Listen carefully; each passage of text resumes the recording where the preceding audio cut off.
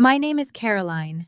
I am 33 years old, and serving as an intelligence officer in the United States Air Force taught me exactly how to spot an ambush.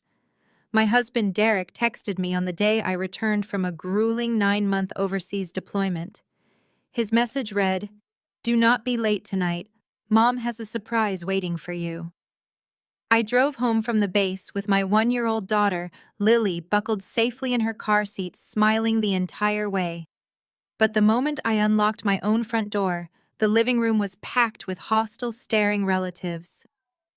Derek slammed a piece of paper onto the coffee table and announced to the entire room that my daughter was not his. My mother-in-law pointed a trembling finger at the door, screaming for me to get out of her house. Before I could even process their absurdity, the front door opened again, and my husband's younger subordinate dragged my already packed suitcases into the foyer. They thought they had backed a desperate, exhausted wife into a corner. They had no idea I was about to turn their perfect, wealthy lives into a crime scene. Before I continue this story, let me know where you are watching from in the comments below. Hit like and subscribe if you have ever had to show a toxic family exactly what happens when they cross the wrong woman. The air in my own living room felt thick and staged. I stood in the entryway, still wearing my combat uniform, holding my daughter tightly against my chest. Derek, my 35-year-old investment broker husband, stood by the fireplace looking impeccably groomed. For months while I was deployed, he had played the role of the devoted, struggling father on social media. Now his face was twisted into a mask of theatrical betrayal, though his eyes betrayed a cold, calculating smugness. Beside him stood his mother, Barbara. At 60 years old, Barbara was a woman who valued country club memberships and pure bloodlines above basic human decency. She had never forgiven me for choosing a military career over becoming a silent, obedient trophy wife. The rest of the extended foster family sat on my sofas, watching me with expressions ranging from pity to outright disgust. Derek picked up a document from the glass coffee table and held it up like a trophy. "I had this done last week," he announced, making sure his voice was loud enough for his aunts and uncles to hear.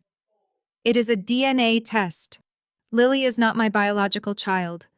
You thought you could just play soldier overseas and leave me here raising another man's kid." A collective gasp echoed through the room. Murmurs of disgrace rippled through the seated relatives. I did not cry. I did not drop to my knees and beg for him to listen. Years of military training had rewired my brain to compartmentalize panic and prioritize tactical assessment. I scanned the room, analyzing the threat level, calculating my exit routes, and observing the enemy. That is when Barbara stepped forward, her face flushed with triumphant rage. "You disgusting, deceitful woman," she spat. "You have disgraced the Foster name. Get out of my son's house right now.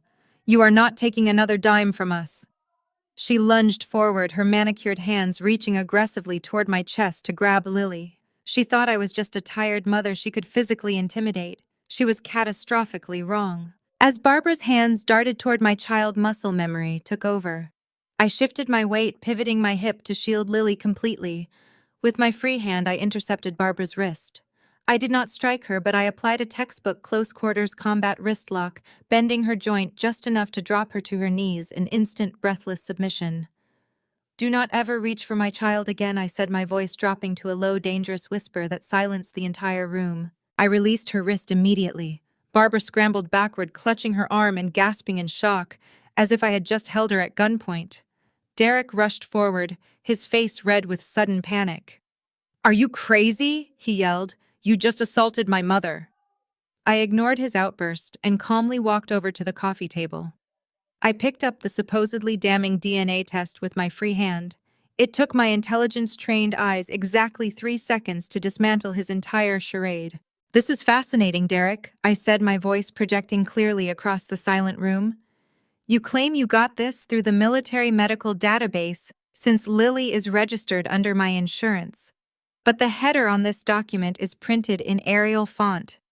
The Defense Health Agency strictly mandates Times New Roman for all official records.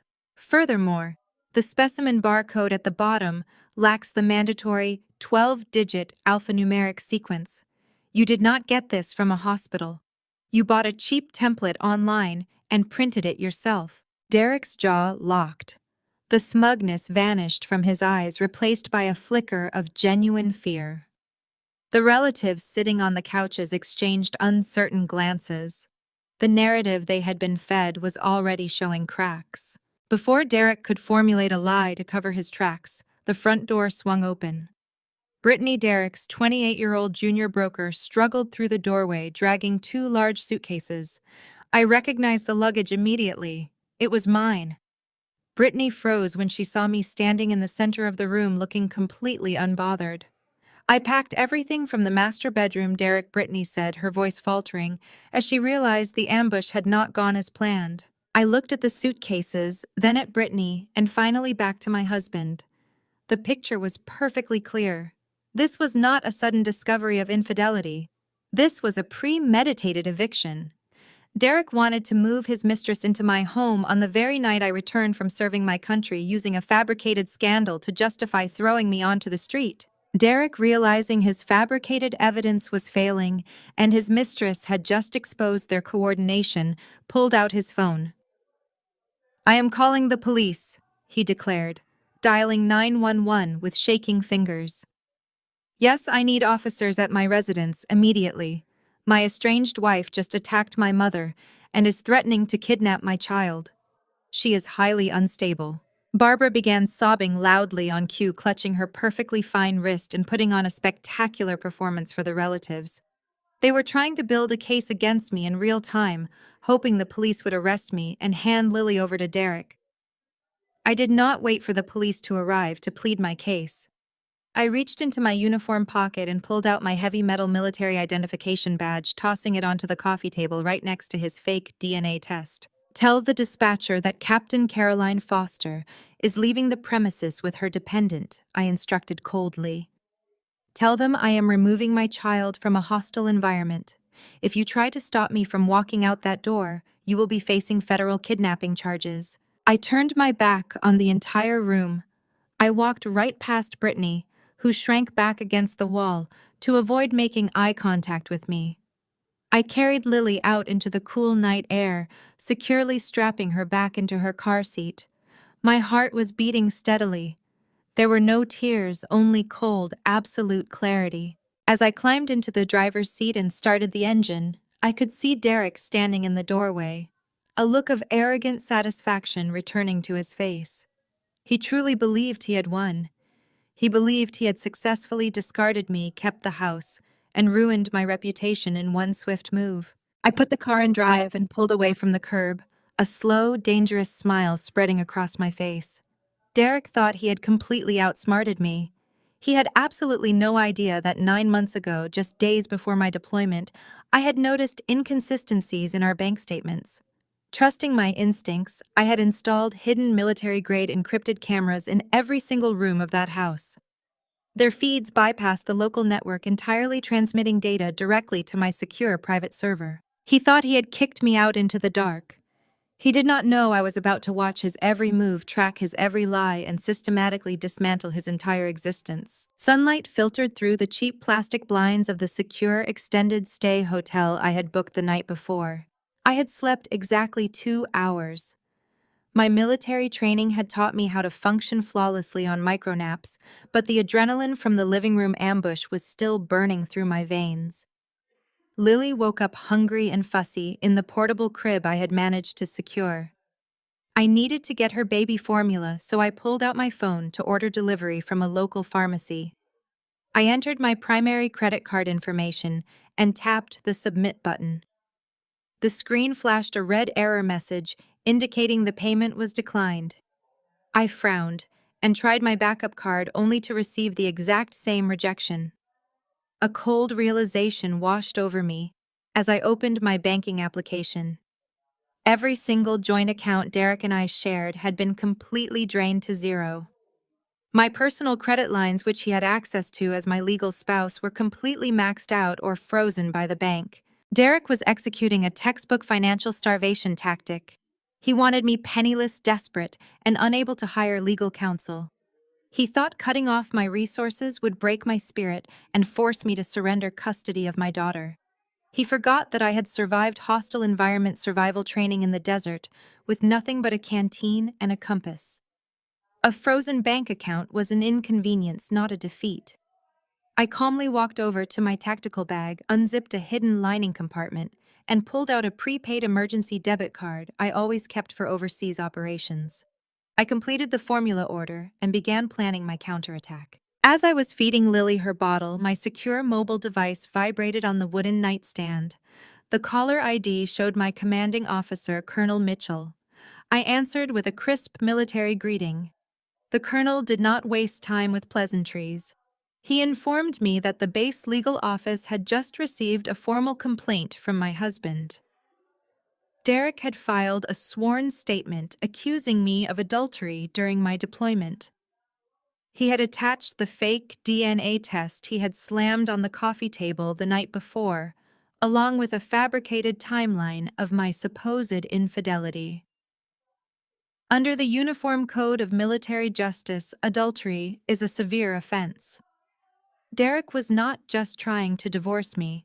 He was actively trying to trigger a court-martial, strip me of my military rank, destroy my top-secret security clearance, and obliterate the pension I had risked my life to earn.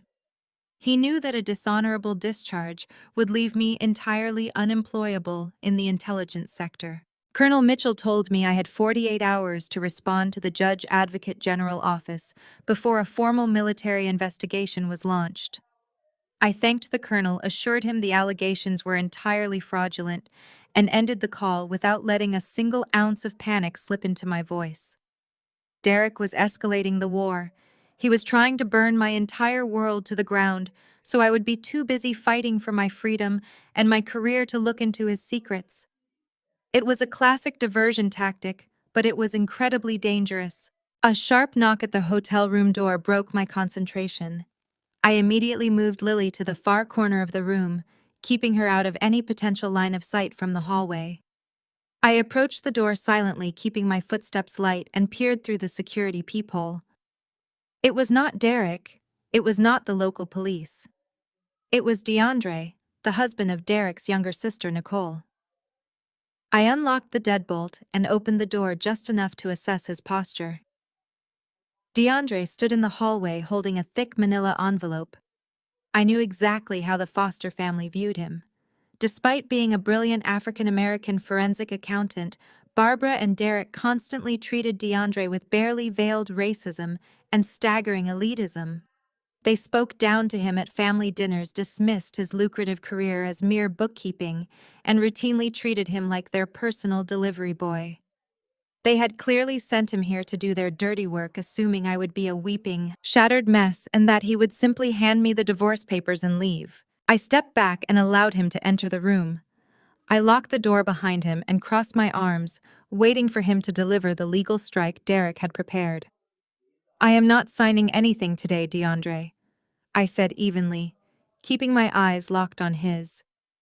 "If Derek sent you here to serve me with divorce papers, you can leave them on the counter, and tell him I will see him in court." DeAndre looked around the modest hotel room, his gaze lingering on my military gear stacked neatly in the corner. Then he looked back at me, and his expression shifted from neutral professionalism to something entirely different. The polite, subservient mask he always wore around the Foster family completely vanished. He did not walk toward the counter. Instead, he walked over to the hotel bed and tossed the heavy manila envelope onto the mattress. It landed with a solid thud. "Those are not divorce papers," Caroline DeAndre said, his voice dropping to a low, intense register. "I despise that racist, elitist family more than you do. I have spent 5 years biting my tongue while Barbara and Derek looked at me like I was dirt on their expensive shoes." I opened the envelope and pulled out a classified, meticulously detailed financial ledger. DeAndre stepped closer, pointing at the rows of highlighted transactions spreading across the pages.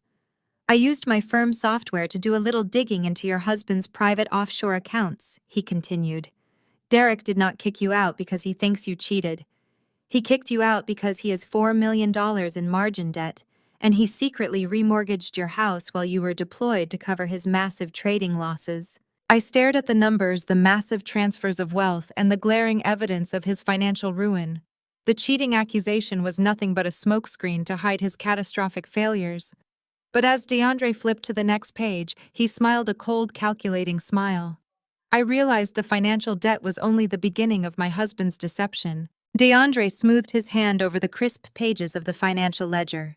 He did not look like the quiet, submissive man who sat at the end of the Foster family dining table every single Thanksgiving. For years, I had watched Barbara and Derek treat him like an unwelcome guest in his own marriage to Nicole. They would make passive-aggressive comments about his background, subtly critique his suits, and treat his career as a forensic accountant like he was a glorified cashier. They thought because he stayed silent, he was weak. They failed to realize that an auditor does not argue. An auditor observes, collects, and waits for the perfect moment to strike. Do you know what it is like to sit at a dinner table and have your mother-in-law ask the waitstaff to double-check your credit card because she assumes it will bounce? DeAndre asked, his voice steady but laced with absolute venom. Or to have Derek introduce me to his wealthy investor friends as his sister's diversity project. I listened quietly, feeling a new wave of intense disgust for the man I had married. DeAndre tapped the ledger with his index finger. They think they are untouchable because of their generational wealth and their pure bloodline. But wealth leaves a paper trail, Caroline, and arrogance always makes people sloppy. He turned the heavy ledger toward me. The pages were filled with complex banking codes, offshore routing numbers, and encrypted transaction identifications. As a military intelligence officer, I was used to analyzing enemy troop movements, intercepting communications, and predicting supply chain disruptions. Looking at Derek's financial history felt exactly the same. It was a detailed map of deception and desperation. DeAndre pointed his pen at a cluster of transactions highlighted in bright yellow ink. These payments caught my eye immediately, he explained. They are not massive wire transfers like the ones he used to cover his margin calls. These are recurring, highly sanitized payments made on the 15th of every single month for the last 10 years. $5,000 a pop, routed through 3 different corporate shell companies before finally landing in a domestic medical account. I scrutinized the destination codes, my mind racing to comprehend the motive. Where is the money going? I asked, my tactical training working to find the pattern. Is it blackmail? Is he paying off a gambling debt to a syndicate? DeAndre shook his head slowly. That is exactly what I thought at first. I spent the last 48 hours tracking the destination routing number through a maze of dummy corporations. It does not go to a casino. It does not go to a black market bookie. It goes to a private holding company that owns the Vanguard Men's Health Institute. I frowned, trying to make sense of the name. A men's health clinic. Why would Derek be funneling $60,000 a year into a clinic through offshore shell companies? If he had a legitimate medical condition, he has premium executive health insurance.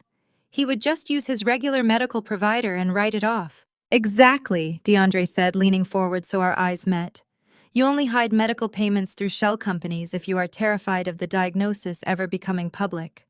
Especially if you are a man completely obsessed with his macho alpha male image. So I dug deeper.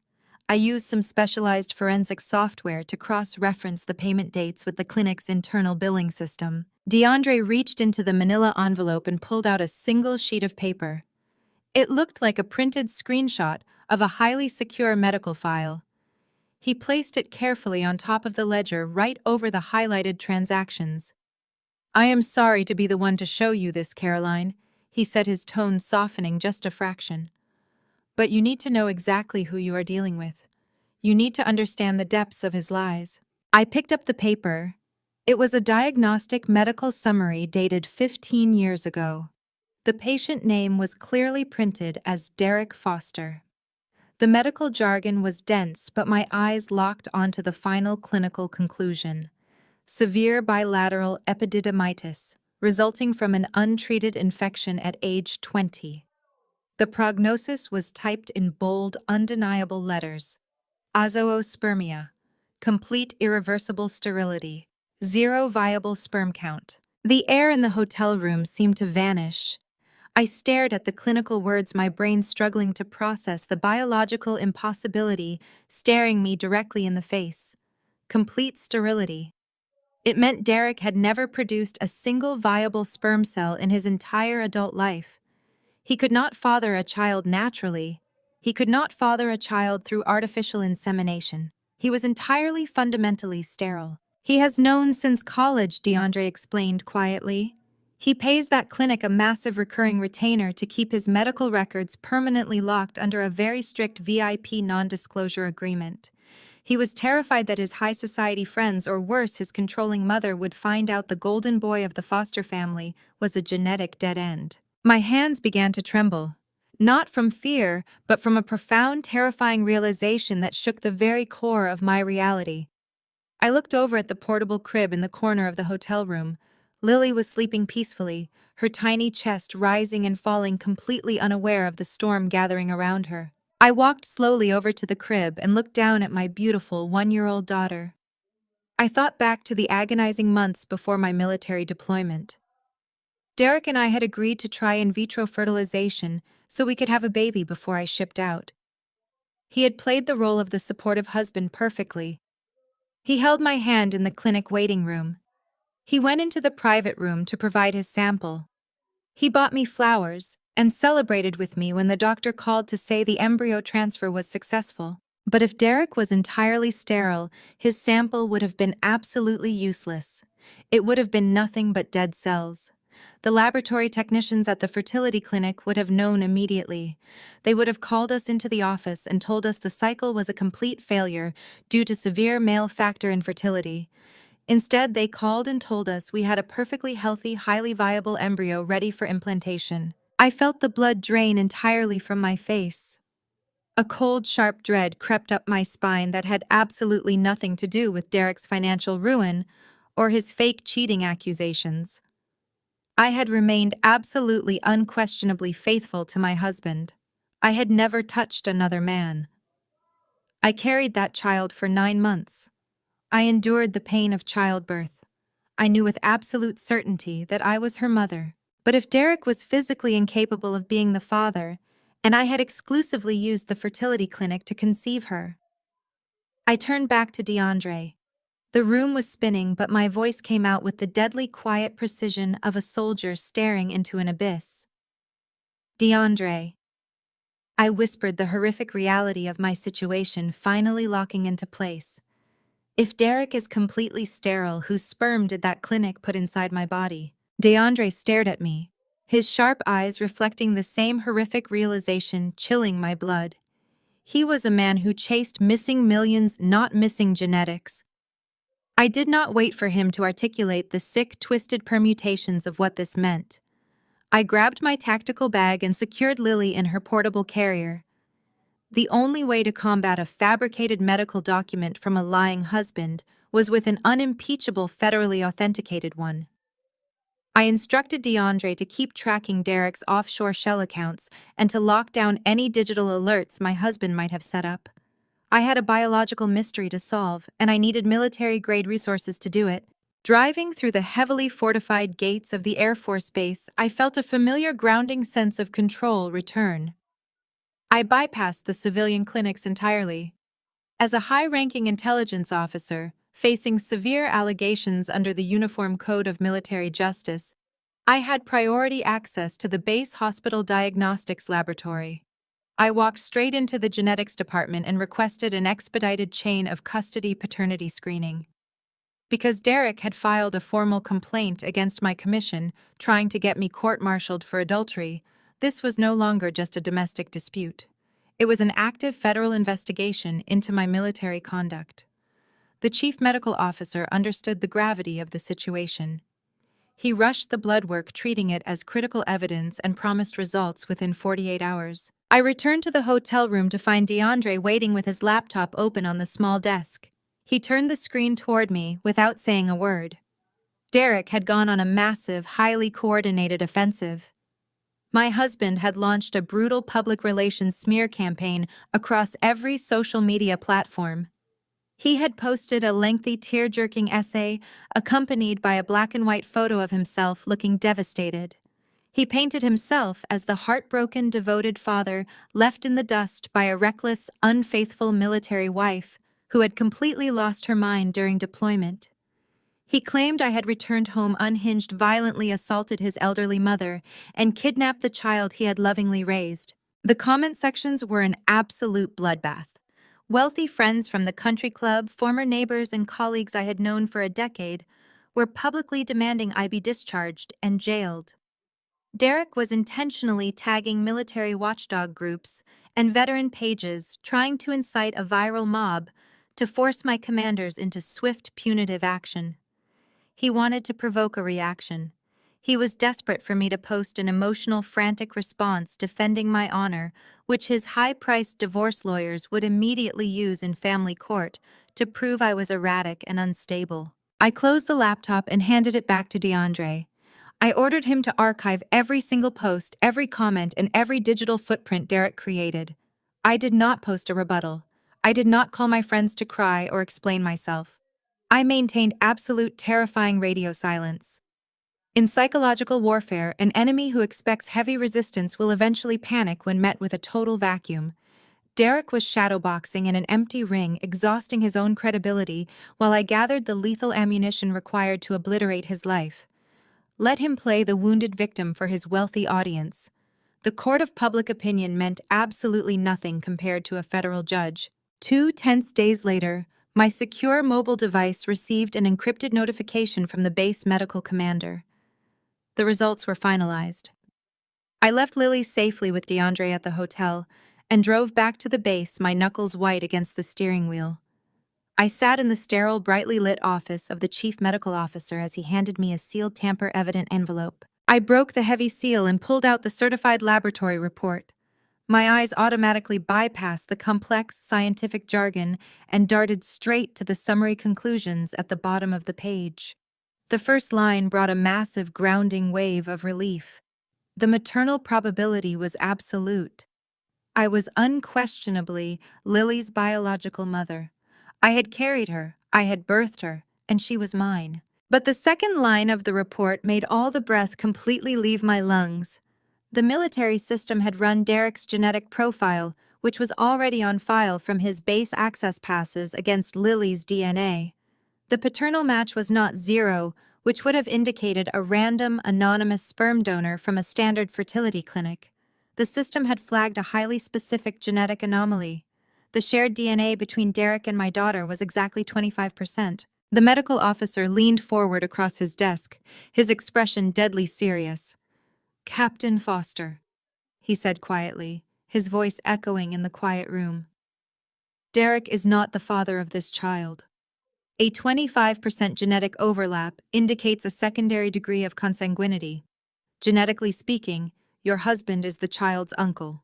The sterile walls of the clinic seemed to close in on me. An uncle. For a fraction of a second, my brain scrambled to make the biology fit the nightmare. Derek only had 2 siblings. His younger sister, Nicole, who was currently married to DeAndre, and his older brother, Brandon. My chest tightened so painfully I thought my ribs might splinter. Brandon Foster was a brilliant, charismatic architect who had died in a horrific fiery car crash on a rain-slicked highway exactly 3 years ago, 2 full years before Lily was ever conceived. I stared at the federal document in my shaking hands, the chilling, undeniable truth sinking into my bones like ice.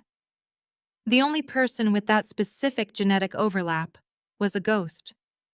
Derek and Barbara had not just faked a paternity test to kick me out of my own home. They had orchestrated a deeply disturbing, illegal medical violation to preserve their precious family bloodline.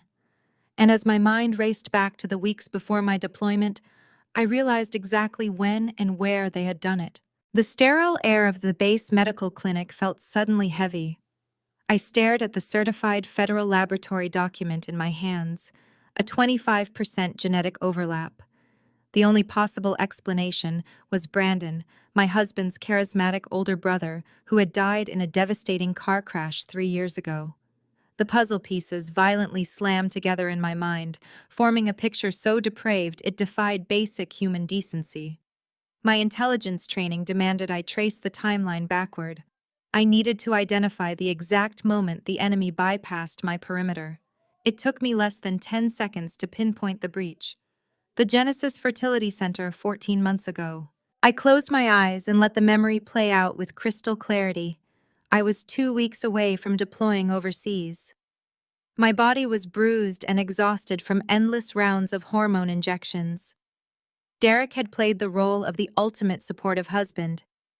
He drove me to every appointment. He held my hand in the waiting room.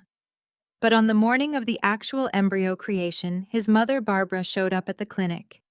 She arrived wearing a designer suit, carrying expensive artisan coffees, and projecting an aura of overwhelming maternal care. I remember her exact words as she gently pushed me toward the recovery lounge. "Let me handle the administrative burden at the front desk, Caroline. You just focus on resting and serving our great country." I thought she was finally accepting me into the family. I thought she was trying to bond. I was a fool. It was not a gesture of kindness. It was a highly calculated tactical maneuver to isolate me from the medical staff and take total control of the chain of custody for the biological materials. The reality of their operation was sickeningly clear. Derek knew he was completely sterile. Barbara knew her golden boy was a genetic dead end. To a family utterly obsessed with their generational wealth and their pure high society bloodline using an anonymous sperm donor was an unacceptable disgrace.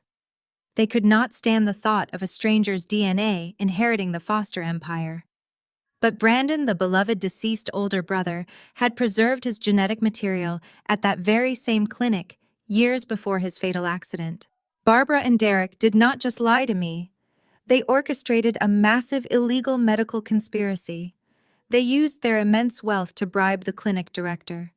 They paid him off to secretly swap the screened anonymous donor sample I had legally consented to use, replacing it with the preserved sample from a dead man. They turned my body into a non-consensual incubator to resurrect the ghost of the foster family.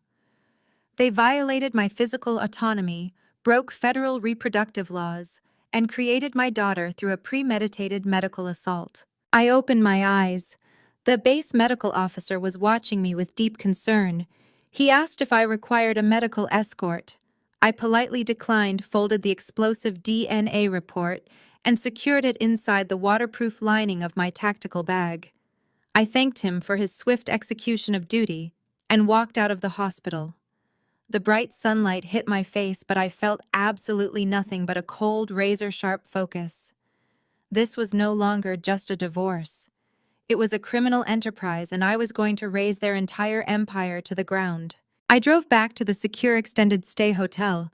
When I unlocked the door, DeAndre looked up from his dual monitor setup at the small desk. Lily was safely asleep in her portable crib. DeAndre took one look at my face and immediately closed his laptop. He asked what the federal test revealed. I did not soften the blow. I handed him the official report and told him the exact truth about the genetic overlap about Brandon and about the bribery at the clinic. DeAndre read the document, his jaw dropping in absolute horror. He was a seasoned forensic accountant who tracked millions of dollars in corporate embezzlement, but the sheer moral bankruptcy of his in-laws left him speechless. He dropped the paper on the desk and ran a hand over his face. He whispered that they were monsters.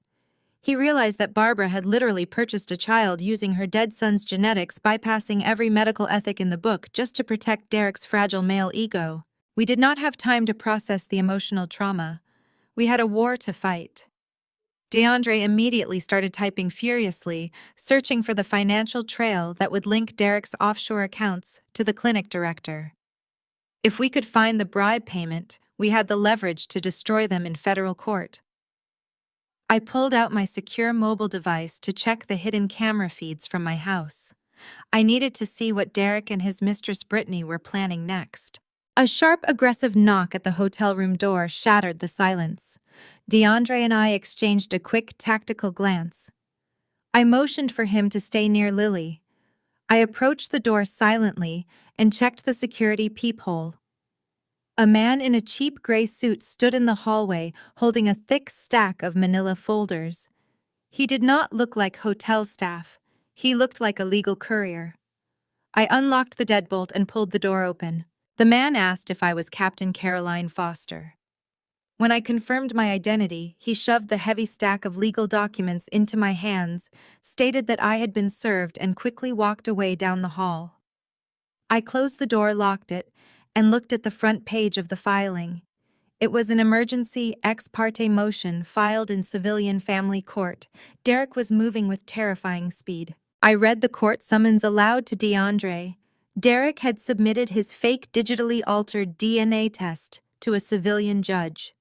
He filed a sworn affidavit claiming I was an unstable, unfaithful, and violent military mother who posed a severe and immediate flight risk. He was demanding emergency full physical and legal custody of Lily. But the final page revealed his true motive. Derek was petitioning the court to garnish my military paycheck for maximum child support. He intended to use my daughter as a hostage to extort my government salary, hoping my income would help keep his massive margin debt from crushing his perfect life. I tossed the legal summons onto the hotel desk next to DeAndre's laptop. Derek actually believed a civilian family court judge would blindly garnish a military officer's paycheck based on a digitally altered piece of paper. He was operating under the delusion that his aggressive legal posturing would force me into a panicked surrender. I did not feel panic.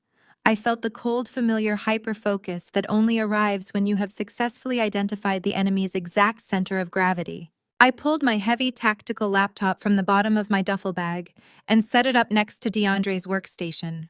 It was time to stop reacting to my husband's diversions and start tracking his actual movements.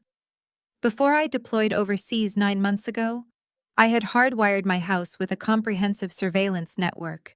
It was not a standard commercial system that anyone with a basic router could hack or detect.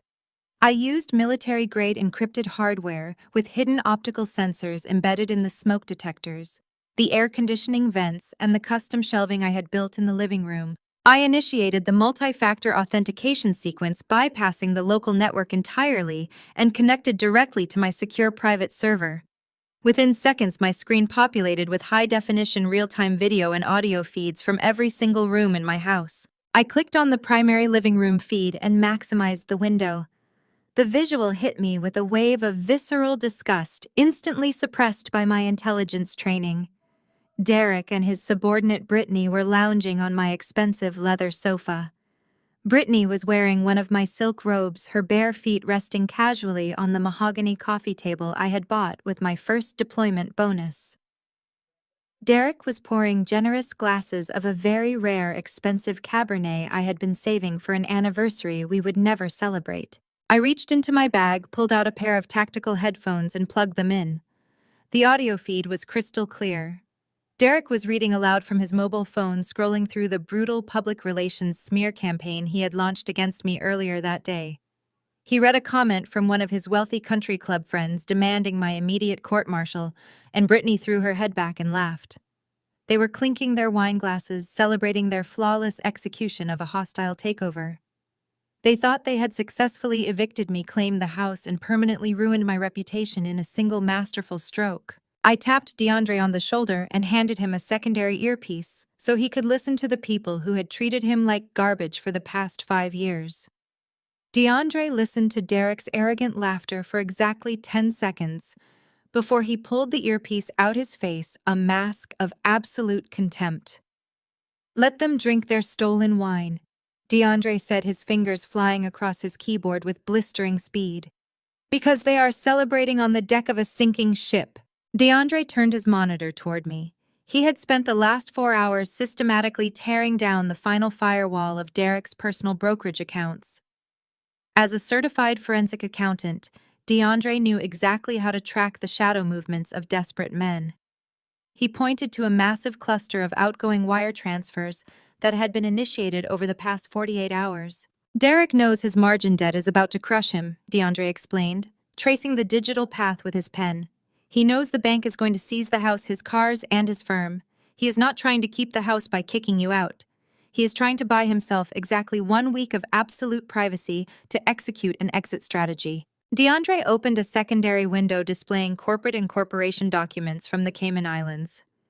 He tracked the massive wire transfers straight into a newly formed offshore shell company. Look at the registered owner of the shell corporation, DeAndre instructed. I leaned in and read the name. The offshore account was not registered to Derek. It was registered entirely under Brittany's name. The puzzle pieces locked together with devastating clarity. Derek was rapidly liquidating every single remaining cent of his clients' investment portfolios, embezzling the funds, and funneling the cash directly into a non-extradition tax haven. He is going to run. I stated the reality of his cowardice fully materializing. He is going to drain his clients, dry pack up his mistress, and vanish before the federal authorities realize the money is gone. And it gets much worse, DeAndre added quietly, a grim satisfaction in his voice. By leaving the country, Derek is abandoning his mother. Barbara is the one who physically walked into the Genesis fertility clinic.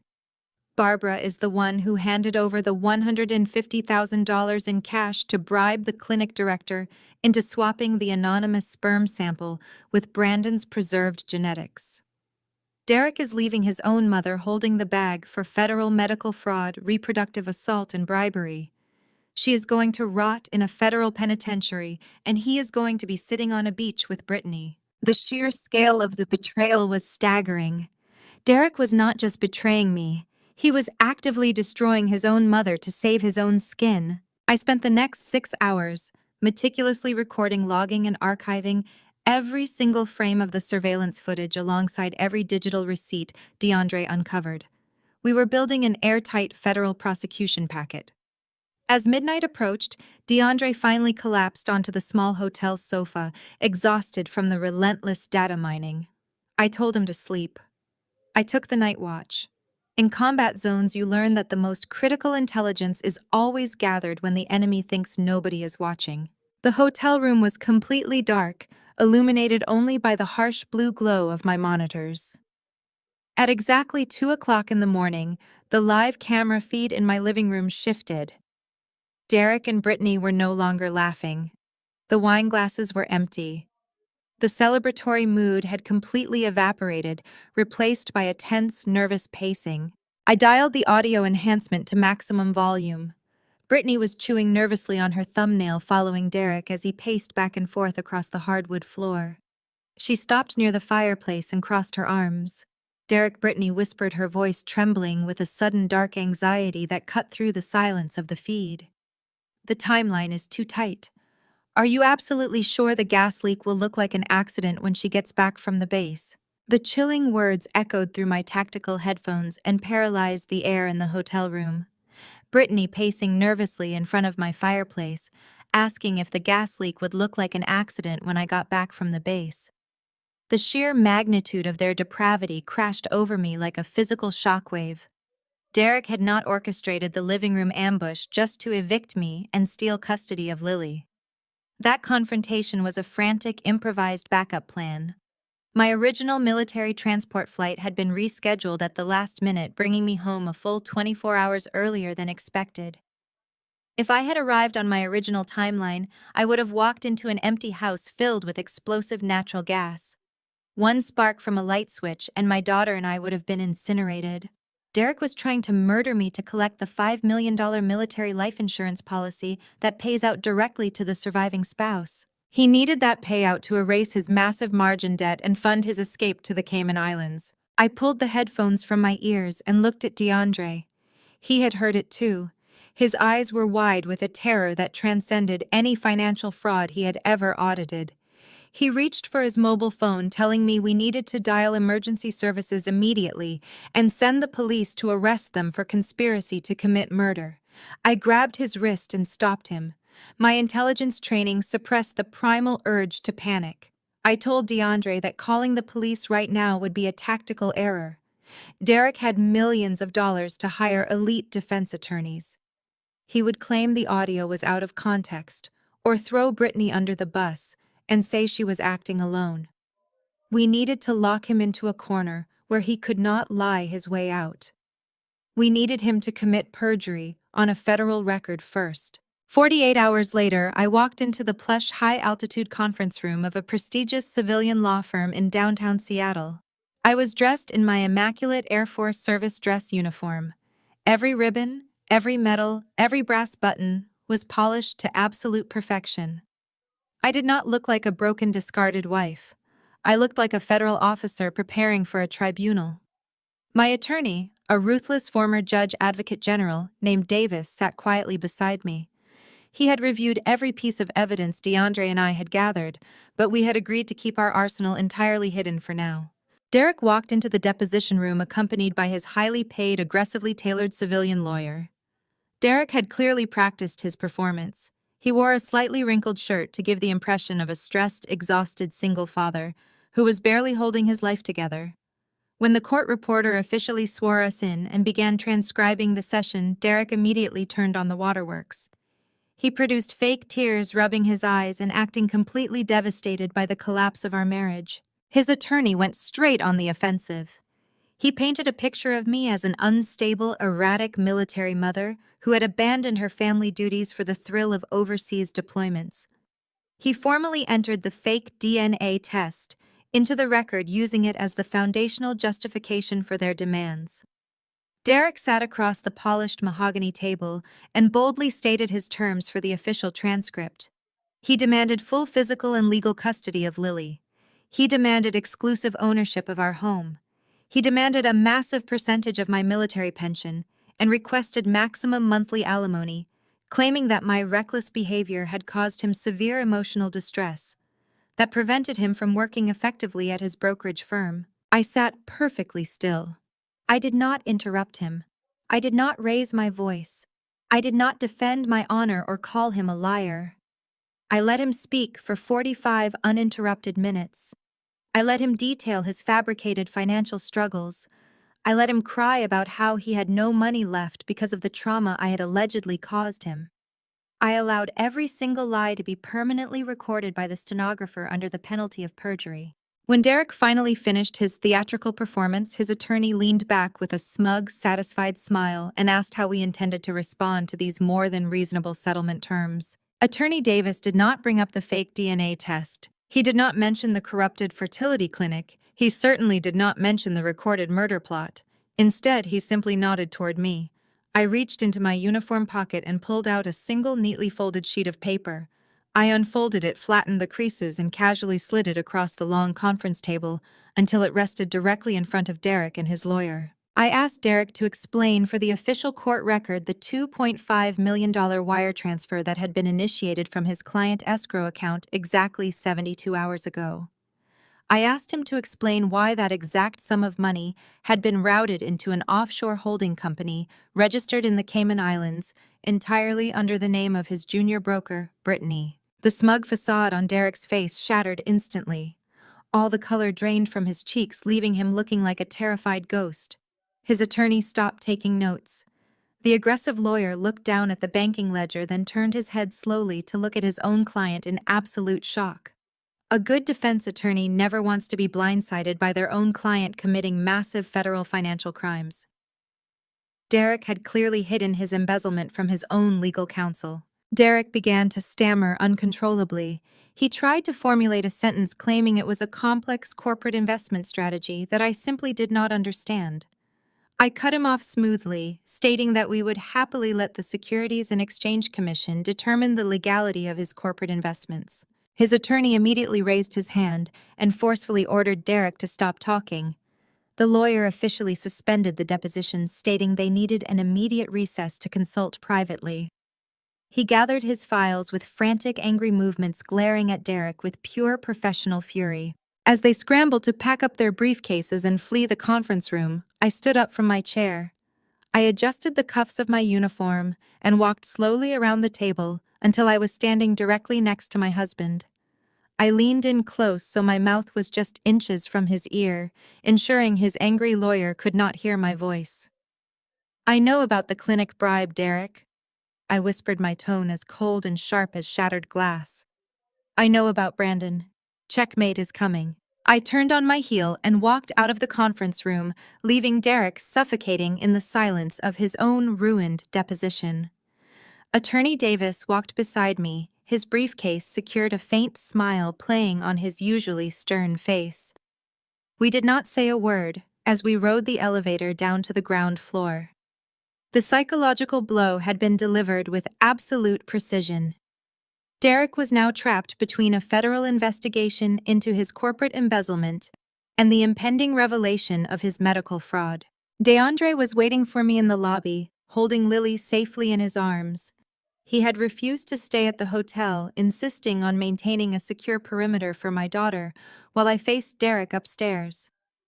I thanked DeAndre, took Lily into my arms, and strapped her into her car seat in the back of my heavy SUV. I told DeAndre I would meet him back at the hotel in 30 minutes. The Seattle sky was a bruising gray, unleashing a steady, slick drizzle over the steep, winding streets of the downtown corridor. I navigated the heavy vehicle through the afternoon traffic, feeling a profound sense of clarity. For the first time since returning from my deployment, I was completely in control of the battlefield, or so I thought. My route back to the secure hotel required me to navigate a notoriously steep downhill avenue that fed directly into a busy 4-lane commercial intersection. The traffic light at the bottom of the hill turned solid red. A line of cars was already stopped waiting for the cross-traffic to clear. I was moving at 40 miles per hour. I took my foot off the accelerator and pressed down on the brake pedal to initiate my deceleration. The pedal hit the floorboard with zero resistance. There was no pressure. There was no grinding of brake pads. There was just empty, terrifying space. My heart slammed against my ribs. I pumped the brake pedal rapidly, trying to force any remaining hydraulic fluid through the lines. Nothing happened. The heavy SUV was picking up speed on the slick, steep decline. The line of stopped cars at the bottom of the hill was rushing toward me. If I rear-ended that line of traffic at 50 miles per hour, the crushing force would crumple the front of my vehicle and send a shockwave of lethal kinetic energy straight into the back seat, where my 1-year-old daughter was sitting. I did not scream. I did not freeze. In the span of a single heartbeat, the civilian mother vanished, and the Air Force officer took absolute command of the cockpit. Years of tactical convoy training in hostile combat zones instantly rewired my nervous system. I had been trained on how to handle massive armored vehicles experiencing catastrophic mechanical failures on the treacherous mountain passes of the Middle East. I knew that panic was a luxury that killed people. Action was the only currency that mattered. I gripped the steering wheel with my left hand and slammed my right hand onto the gear shifter. I forcefully downshifted the transmission into a lower gear, forcing the engine to rapidly decelerate the heavy chassis. The engine roared in protest, the RPM gauge spiking violently as the mechanical resistance fought against the steep momentum of the hill. It scrubbed off 10 miles per hour, but it was not enough to stop the impending collision. I grabbed the emergency brake lever. Pulling it all the way up would lock the rear wheels, send the SUV into an uncontrollable spin on the wet asphalt, and flip us over. Instead, I engaged the emergency brake, incrementally feathering the tension millimeter by millimeter to create drag without losing steering control. We were 200 yards from the intersection. I needed a physical barrier to absorb the remaining momentum. I scanned the environment. To my right was a steep drop-off. To my left was a reinforced concrete and steel guardrail separating the avenue from a pedestrian walkway. I braced my body against the seat, checked my rearview mirror to ensure Lily was secure, and jerked the steering wheel sharply to the left. I angled the heavy SUV so the driver's side quarter panel slammed directly into the steel guardrail. The screech of tearing metal was deafening. Sparks showered my windshield as the heavy steel chewed through the side of my car. I held the steering wheel steady, forcing the vehicle to grind against the barrier. The intense friction acted as a massive braking mechanism, absorbing the kinetic energy and violently slowing the vehicle. The car shuddered, groaned, and finally ground to a violent smoking halt just 50 feet short of the busy intersection. Silence descended over the interior of the car, broken only by the sound of the rain hitting the cracked windshield and the sudden terrified crying of my daughter. I unbuckled my seatbelt with shaking hands and vaulted over the center console into the back seat. I checked Lily from head to toe. She was frightened by the noise and the sudden jolt, but she was completely unharmed. Her car seat had absorbed the impact flawlessly. I pulled her into my arms, burying my face in her soft hair, allowing myself exactly 3 seconds of pure, terrifying relief. Within minutes, police sirens wailed in the distance. The authorities blocked off the lane, and a heavy-duty tow truck arrived to pull my mangled SUV away from the guardrail. Because I was an active-duty military officer, the police arranged for the vehicle to be towed to a secure, government-cleared mechanic garage rather than a standard civilian impound lot. An hour later, I was standing in the brightly lit bay of the secure garage holding Lily against my hip. The lead mechanic, an older veteran with grease-stained hands, lowered the hydraulic lift and walked over to me. His expression was incredibly grim. He held a heavy metal flashlight in one hand and a clear plastic evidence bag in the other. Captain Foster, the mechanic, said, his voice dropping to a low, serious rumble. "I need you to look at this before the police investigators get here." I walked over to the underside of my vehicle. The mechanic pointed his flashlight at the rubber brake lines connected to the master cylinder. They were not ruptured from wear and tear. They were sliced open.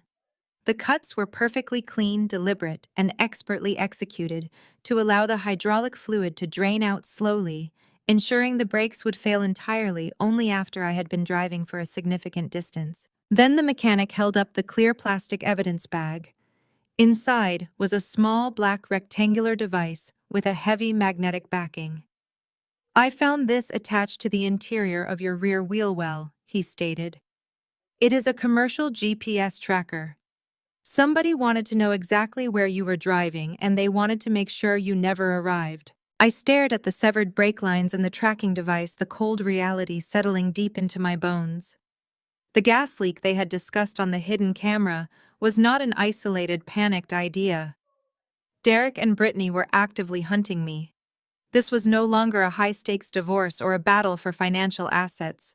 It was an active, premeditated assassination attempt, and I was going to make sure it was their last. I returned to the secure extended-stay hotel just after nightfall. The heavy rain had soaked through my uniform, but the chill I felt had nothing to do with the weather. I carried Lily into the room and locked the deadbolt, sliding the secondary chain into place. DeAndre looked up from his dual-monitor setup, immediately noting my soaking clothes and the rigid tension in my jaw. I set Lily down in her portable crib and turned to my brother-in-law. I did not sugarcoat the situation. I told him about the steep hill, the empty brake pedal, the emergency maneuver against the steel guardrail, and the commercial tracking device the mechanic had pulled from the wheel well. DeAndre pushed his chair away from the desk, his hands gripping his head. He had spent his entire career dealing with white-collar criminals, men who manipulated spreadsheets and forged signatures.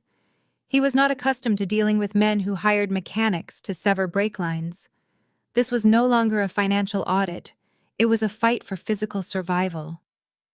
Before DeAndre could formulate a response, someone pounded violently on the hotel room door.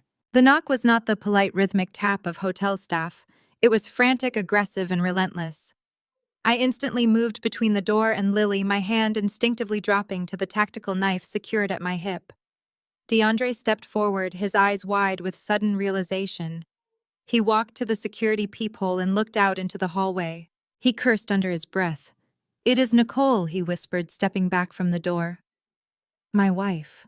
I forgot to scramble the location beacon on my personal mobile device. She tracked my phone. I took my hand off my weapon but kept my stance wide and grounded.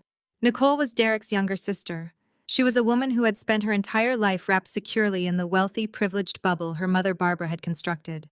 If she was here, it meant the Foster family had dispatched her to retrieve her rogue husband. I nodded to DeAndre, giving him the silent authorization to open the door. Nicole burst into the hotel room like a hurricane in designer clothing. She was completely frantic, her face flushed with misplaced righteous indignation. She ignored me entirely, marching straight up to DeAndre and jabbing a manicured finger into his chest. "Have you completely lost your mind?" Nicole demanded, her voice shrill and echoing in the small room. "My mother is having a nervous breakdown. Derek is falling apart. His wife is parading around town spreading vicious lies, and you are sitting in a cheap hotel helping her. You are supposed to be my husband. You are supposed to be loyal to this family." DeAndre did not flinch. He did not raise his voice to match her frantic energy. He stood perfectly still, absorbing the verbal assault with a quiet, tragic dignity. Nicole was parroting the exact narrative Barbara and Derek had fed her. She truly believed her older brother was the victim. She believed I was the unhinged, cheating military wife trying to steal their wealth. I understand you are angry, Nicole. DeAndre said, his voice terrifyingly calm. But you need to lower your voice. There is a sleeping child in this room. Nicole finally turned to look at me, her eyes flashing with contempt. I am not going to be quiet while my husband helps a woman who betrayed my brother. Derek is a good man. He loved you. He gave you everything, and you abandoned him for your military career. Come home right now, DeAndre. We are leaving. DeAndre did not move toward the door. Instead, he walked slowly over to the small desk where his portable printer sat. He picked up a thick stack of freshly printed papers, the pages still warm from the machine. While I was tracking Derek's offshore shell accounts, DeAndre explained quietly, turning back to his wife, I had to crack the firewall on his corporate iCloud backup. I needed to see his text messages to find the authorization codes for his banking transfers. He held the stack of papers out to Nicole. I found the banking codes. DeAndre continued, his voice devoid of all emotion. But I also found the private group chat between your mother and your brother. The one they use when you are not around. I think you need to read exactly what they think of you. Nicole hesitated, eyeing the papers like they were laced with poison. Her loyalty to her family was deeply ingrained, but the absolute certainty in her husband's eyes forced her to take the documents. I watched Nicole's eyes scan the first page. For a few seconds she maintained her defensive posture. Then the color began to rapidly drain from her face. Her hands started to tremble, causing the crisp pages to rustle loudly in the quiet room. DeAndre had printed a raw, unedited transcript of Derek and Barbara's most private conversations. The text messages were a masterclass in psychological cruelty. Nicole read the messages where her own mother and brother casually used vile racial slurs to describe her husband. She read the messages where they mocked DeAndre's profession, calling him an overgrown calculator who was only allowed at the dinner table because it made the Foster family look socially progressive. But the bigotry was not the fatal blow. The fatal blow was the financial treason. Nicole flipped to the third page, a sudden strangled gasp escaping her throat. She was reading a conversation dated exactly 2 months ago. Derek had texted Barbara about his mounting margin debt. He complained that his corporate accounts were bleeding dry. Barbara's response was printed in stark black ink. She had told Derek not to worry about the debt. She instructed him to legally restructure the grandfather's family trust fund. She told Derek that Nicole was too naive and too distracted to understand complex financial documents. They had explicitly conspired to trick Nicole into signing over her entire portion of the generational wealth to secretly cover Derek's massive gambling losses. She was not their beloved daughter and sister. She was a piggy bank they planned to smash open to save their golden boy. The papers slipped from Nicole's shaking hands, scattering across the carpeted floor. She dropped onto the edge of the hotel bed, her breathing shallow and ragged. The illusion of her perfect, loving family shattered into a million jagged pieces. She looked at the floor, then slowly looked over at the portable crib where Lily was sleeping. She realized that the brother she was defending was a man willing to destroy his own sister for cash. She looked at me, realizing Derek was a man willing to kill a child to collect a life insurance policy. Tears spilled over Nicole's eyelashes, leaving dark streaks of mascara down her pale cheeks.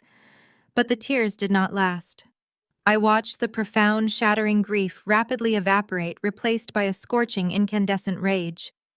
She wiped her face with the back of her hand, smearing the makeup, and stood up from the bed.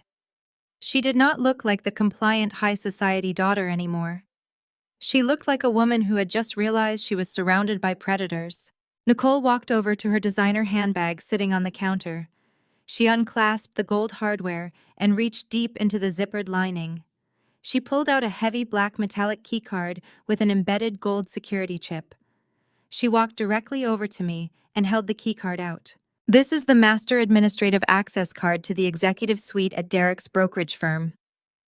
Nicole said, her voice dropping to a harsh, vindictive whisper. He gave it to me a year ago in case of an emergency. It overrides the security elevators and opens his private office vault. She looked at DeAndre, a silent apology passing between them before turning her sharp, tear-stained eyes back to me. Take him down. Nicole stayed behind in the secure hotel room, sitting vigil over a sleeping Lily. The betrayal of her mother and brother had transformed her from a compliant high society daughter into a fiercely protective ally. I changed out of my damp clothes and pulled on a set of dark tactical gear from my deployment bag. DeAndre packed a specialized encrypted hard drive and a high-speed document scanner into his sleek leather briefcase. We did not speak during the drive to the downtown financial district. The silence in the car was thick with anticipation. We were transitioning from defensive maneuvers to a direct offensive strike against the enemy stronghold. The corporate headquarters of Derek's brokerage firm occupied the top 3 floors of a towering glass skyscraper. At midnight, the financial district was a ghost town of concrete and shadows. We parked 2 blocks away to avoid the perimeter security cameras and approached the building through a service alley. Nicole had warned us about the lobby guards, but the master keycard she provided was a top-tier administrative pass. I swiped the black metallic card against the secondary service entrance panel. The heavy steel door clicked open with a quiet mechanical hum. My military training dictated every movement. I checked corners, cleared blind spots, and guided DeAndre toward the private executive elevator, hidden behind the main security desk. The keycard bypassed the standard floor selection, entirely activating a direct ascent to the top floor. The elevator door slid open to reveal a sprawling, opulent reception area bathed in the dim glow of emergency lighting. We moved silently down the plush carpeted hallway. Derek's corner office sat behind a set of heavy frosted glass doors. I scanned the access pad, swiped the card, and we stepped inside. The office reeked of arrogant wealth filled with expensive leather furniture and panoramic views of the city skyline. Behind a massive abstract painting on the far wall lay the objective. I carefully unlatched the heavy frame and swung it outward, revealing a brushed steel biometric vault. Nicole had provided the secondary numerical passcode, a sequence based on Barbara's birthday, proving just how deeply entangled my husband and his mother truly were. I punched in the numbers, swiped the MasterCard, and turned the heavy steel handle. The vault door unsealed with a heavy pressurized sigh. Inside, rows of perfectly organized fireproof lockboxes lined the metal shelves. DeAndre immediately went to work. He moved with the terrifying speed of a seasoned forensic accountant, pulling out ledgers, opening files, and scanning through documents with his specialized equipment. I took the secondary shelf, sorting through the personal files Derek kept hidden from his own corporate compliance officers. Within 10 minutes, we hit the jackpot. DeAndre pulled out a transparent plastic sleeve and held it up to the dim light of his flashlight. It was the physical receipt for the fake DNA lab invoice. The document clearly showed Derek had paid a questionable strip mall printing service using his corporate expense account, categorizing the fraud as a marketing expenditure. Then my hands found a thick red accordion folder. I opened it and pulled out a stack of banking withdrawal slips. They were physical bank receipts showing a total of $150,000 withdrawn in sequential cash increments. Clipped to the back of the receipts was a signed, highly illegal non-disclosure agreement bearing the signature of the Genesis Fertility Clinic director. It was the absolute, undeniable physical proof of the bribe Barbara had paid to swap the anonymous donor sperm with the preserved genetics of Derek's deceased brother Brandon. The sheer depravity of holding the physical evidence made my stomach turn, but I forced my focus back to the vault. There was one final document resting at the very back of the bottom shelf, encased in a sealed black envelope. I pulled it out, breaking the wax seal, and unfolded the heavy parchment paper. My breath caught in my throat. It was an active, fully executed life insurance policy. Specifically, it was a massive enhancement to my military spousal death benefit. The policy had been taken out exactly 3 weeks before my scheduled return from deployment. The payout was a staggering $5 million. I scanned the beneficiary line. It named Derek as the sole recipient. My eyes darted to the coverage clauses. The policy explicitly covered accidental death, highlighting a specific rider that paid out immediately in the event of residential hazards, including carbon monoxide poisoning and accidental natural gas leaks. The video footage of Brittany pacing in my living room asking if the gas leak would look like an accident flashed through my mind. Derek was not just a financial fraudster and a medical manipulator. Holding this policy in my hands solidified the terrifying reality that my husband was a calculating, cold-blooded predator who had meticulously planned my execution for cash. I laid the $5 million life insurance policy flat on the mahogany desk, illuminating it with my tactical flashlight so DeAndre could capture a high-definition image for our federal prosecution packet. The digital scanner hummed quietly, cementing my husband's impending destruction into an encrypted file. We had everything we needed to bury him in a federal penitentiary for the rest of his natural life. I reached out to fold the insurance policy back into the black envelope. Just as my fingers touched the heavy paper, the dead silence of the executive suite was violently shattered. A loud electronic chirp echoed from the hallway access panel. The heavy frosted glass doors of the office swung open. The harsh, blinding overhead fluorescent lights snapped on simultaneously, flooding the room in blinding white light. I dropped my hand to my hip, my muscles coiled and ready for combat. Standing in the doorway blocking our only exit was Derek. He was flanked by two massive, heavily armed private security contractors holding tactical batons. A cruel, arrogant smile stretched across his face. "You really should not have come here, Caroline."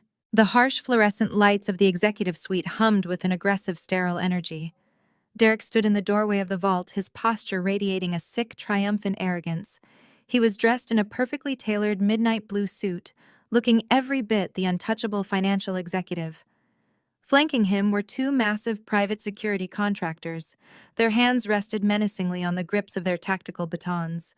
They blocked the only exit. Derek took a slow, theatrical step into the room.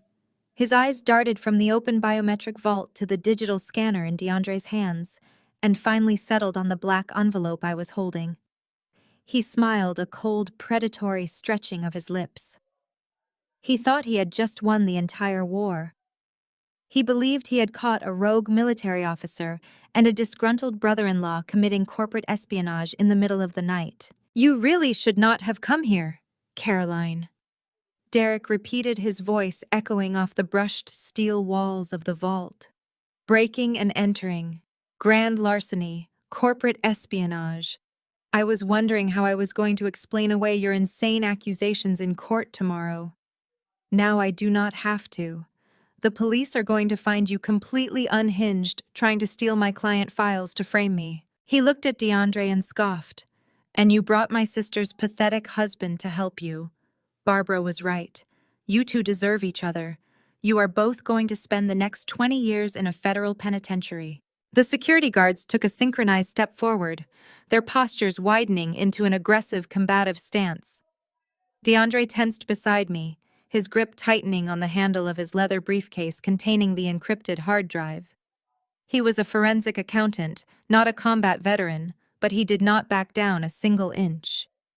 He stood his ground shoulder to shoulder with me, ready to protect the evidence we had just extracted. I did not panic. I did not drop the $5 million life insurance policy. Instead, I calmly folded the heavy parchment paper, slid it back into the black envelope, and secured it firmly inside the waterproof lining of my tactical bag. I zipped the compartment shut with a sharp, deliberate motion. I turned to face my husband, my expression completely devoid of fear. "Are you going to ask your guards to assault a commissioned military officer?" "Derek," I asked, my voice deadly calm, "because if they take one more step toward me, I will consider it a hostile engagement, and I will defend myself and my asset with extreme prejudice." Derek laughed, a harsh, grating sound that betrayed his underlying anxiety. "You do not have any authority here, Caroline. This is my firm. You are trespassing on private property." He turned to the lead security contractor. "Detain them. Confiscate that bag and the scanner. If they resist use force, I am calling the local precinct right now to report an armed burglary." The guards moved forward, raising their batons. I did not reach for my weapon. I simply raised my hand, palm facing outward, and delivered a tactical revelation that froze the guards in their tracks. "I would strongly advise against touching me, gentlemen," I stated, projecting my voice with absolute, unquestionable command.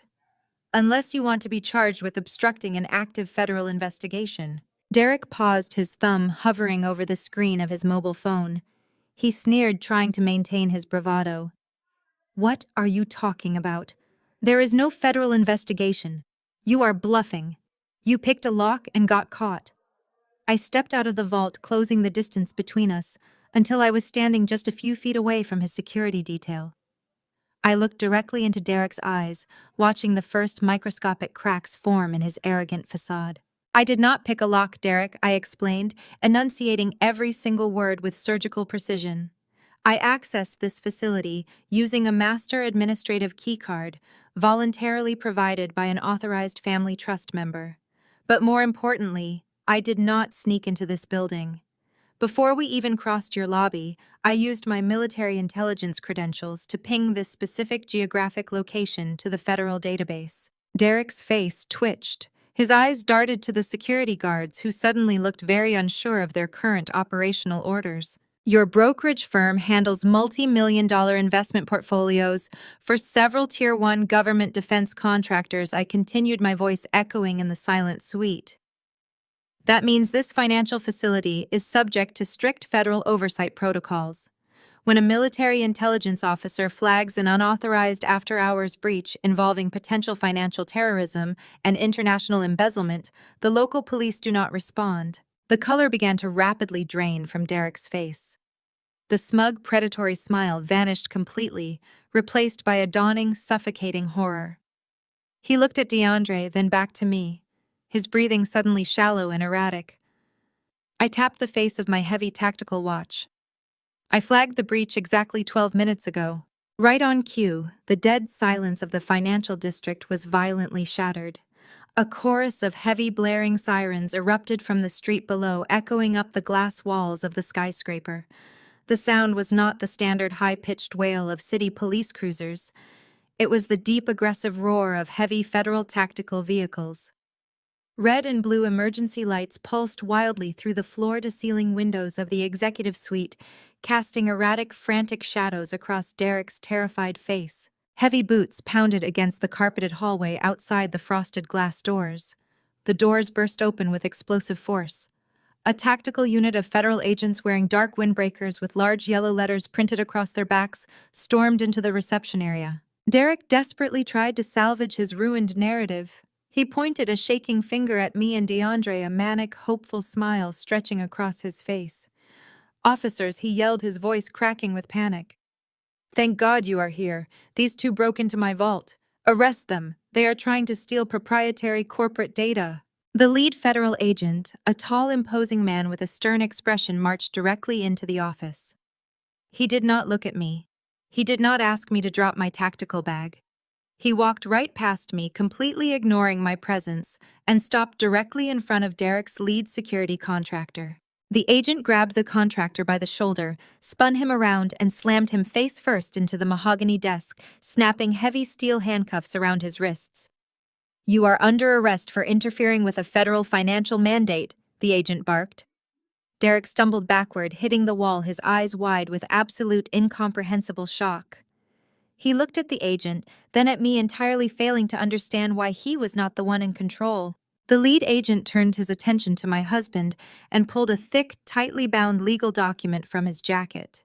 Derek Foster, the agent, announced, his voice booming over the chaos of the raid. "We are executing a federal search and seizure warrant on behalf of the Securities and Exchange Commission." I stood next to DeAndre, adjusting the strap of my tactical bag on my shoulder. I looked at my husband, watching his entire empire collapse into dust in a matter of seconds. I leaned forward and delivered the final, devastating truth. "You thought I was just looking for divorce leverage tonight," I said softly. "You did not realize DeAndre forwarded his entire forensic financial fraud packet to the SEC Enforcement Division 3 days ago. We did not come here to steal your files, Derek. We came here to keep you distracted while the feds surrounded the building. You are done." Money buys a lot of things, but above all else, it buys temporary freedom. Within 48 hours of the federal raid on his brokerage firm, Derek's aggressive legal team managed to post his exorbitant bail. They argued that he was not a flight risk, completely omitting the fact that he had already tried to wire $2.5 million to the Cayman Islands. He was released pending a full federal indictment. for most people facing decades in a federal penitentiary would prompt a period of quiet reflection and deep isolation. But the Foster family did not operate like normal human beings. Their response to total crisis was to double down on their arrogance. To combat the swirling rumors and save their precious high society reputation, Barbara decided to host her annual highly anticipated charity gala at one of the most exclusive venues in the city. It was a masterclass in aggressive public relations.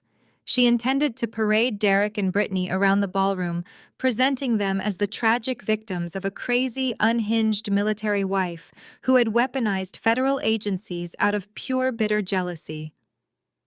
Barbara wanted to control the narrative, ensuring her wealthy investors stayed loyal to the Foster empire. She assumed I would be hiding in my hotel room preparing for a long legal battle. She grossly underestimated my rules of engagement. The charity gala was held in a sprawling crystal-draped ballroom that reeked of generational wealth and desperate networking. I did not sneak into the venue. I did not hide in the shadows. I walked straight through the front doors, wearing my immaculate Air Force mess dress uniform. The deep blue fabric, the silver trim, and the perfectly aligned rows of military medals across my chest projected an aura of absolute, undeniable authority. I did not look like a discarded crazy wife. I looked like a federal officer commanding a battlefield. As I stepped into the grand ballroom, the conversations nearest to the entrance immediately died down. Heads turned. People whispered behind their champagne flutes. I spotted Derek and Brittany standing near the center of the room. Derek was wearing a tailored tuxedo, trying to look relaxed, but the dark circles under his eyes betrayed his mounting terror. Brittany clung to his arm, looking incredibly out of place among Seattle's elite. But they were not my primary targets tonight. I scanned the room and locked eyes on Barbara. She was holding court near the main bar, surrounded by three of the most prominent wealthy investors in her social circle. These were the men who funded Derek's firm, the men whose portfolios he had been secretly draining. I glided across the ballroom floor. People naturally parted to let me through. I approached Barbara's circle just as she was delivering a tearful, fabricated story about my supposedly erratic behavior.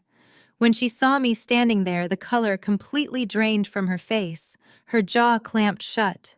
"Good evening, Barbara," I said, my voice pleasant, carrying perfectly over the soft jazz music playing in the background. "I hope you do not mind my intrusion.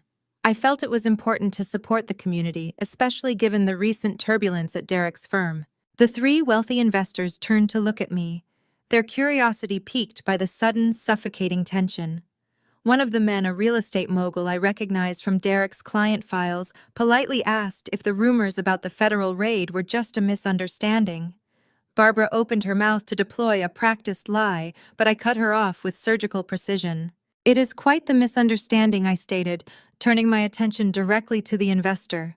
Derek simply misunderstood the legality of transferring $4 million of client funds into an offshore shell account registered in the Cayman Islands. "I am sure your portfolio was not part of the $2.5 million margin call he defaulted on last Tuesday, or the $60,000 recurring medical retainers he has been hiding for the past 10 years. The real estate mogul choked on his drink. The other two investors physically stepped back, their eyes wide with sudden catastrophic financial panic. I continued, my voice unwavering and sharp. "I would highly recommend auditing your escrow accounts by tomorrow morning, gentlemen. The Securities and Exchange Commission has frozen his assets, but the money he funneled through his junior broker's name might already be gone." Barbara's face turned a violent shade of purple.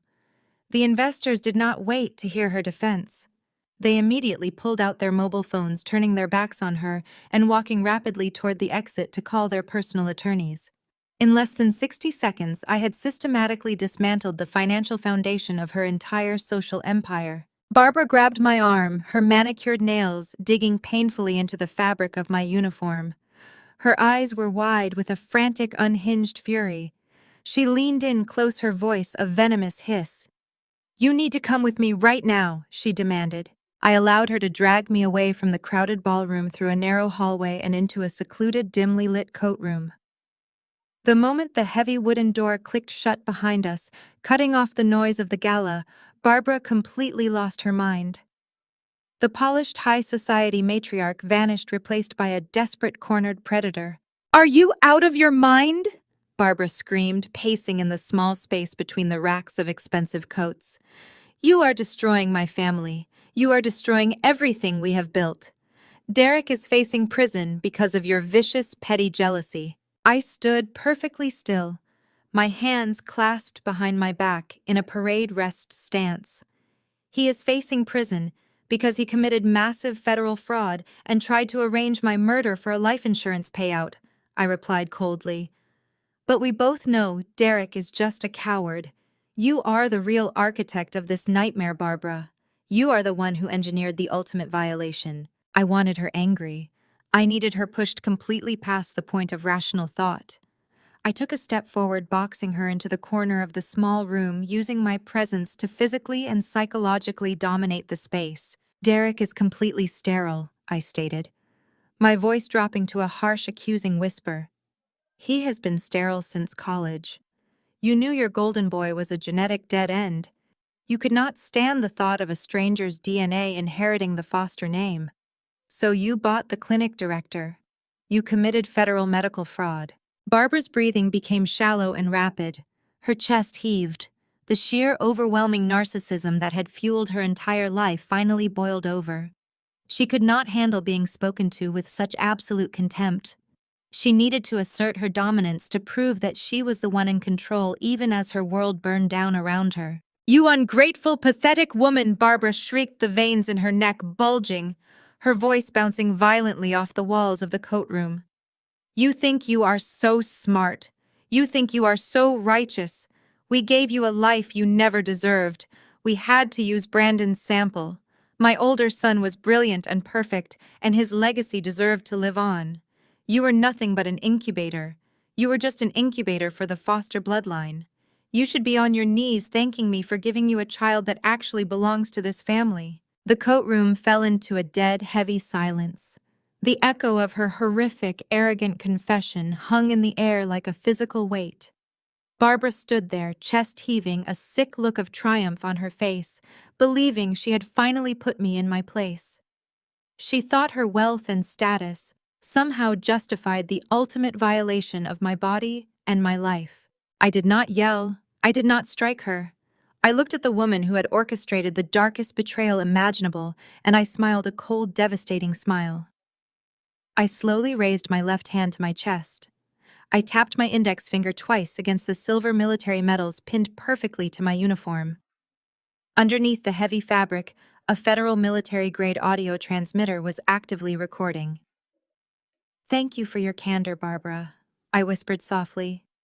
"The FBI is going to love hearing that confession." The mahogany doors of the King County Family Court swung open, and the suffocating tension inside the room was immediate. Because of the recent explosive federal raid on Derek's brokerage firm, our divorce and custody hearing had transformed into a highly publicized media spectacle.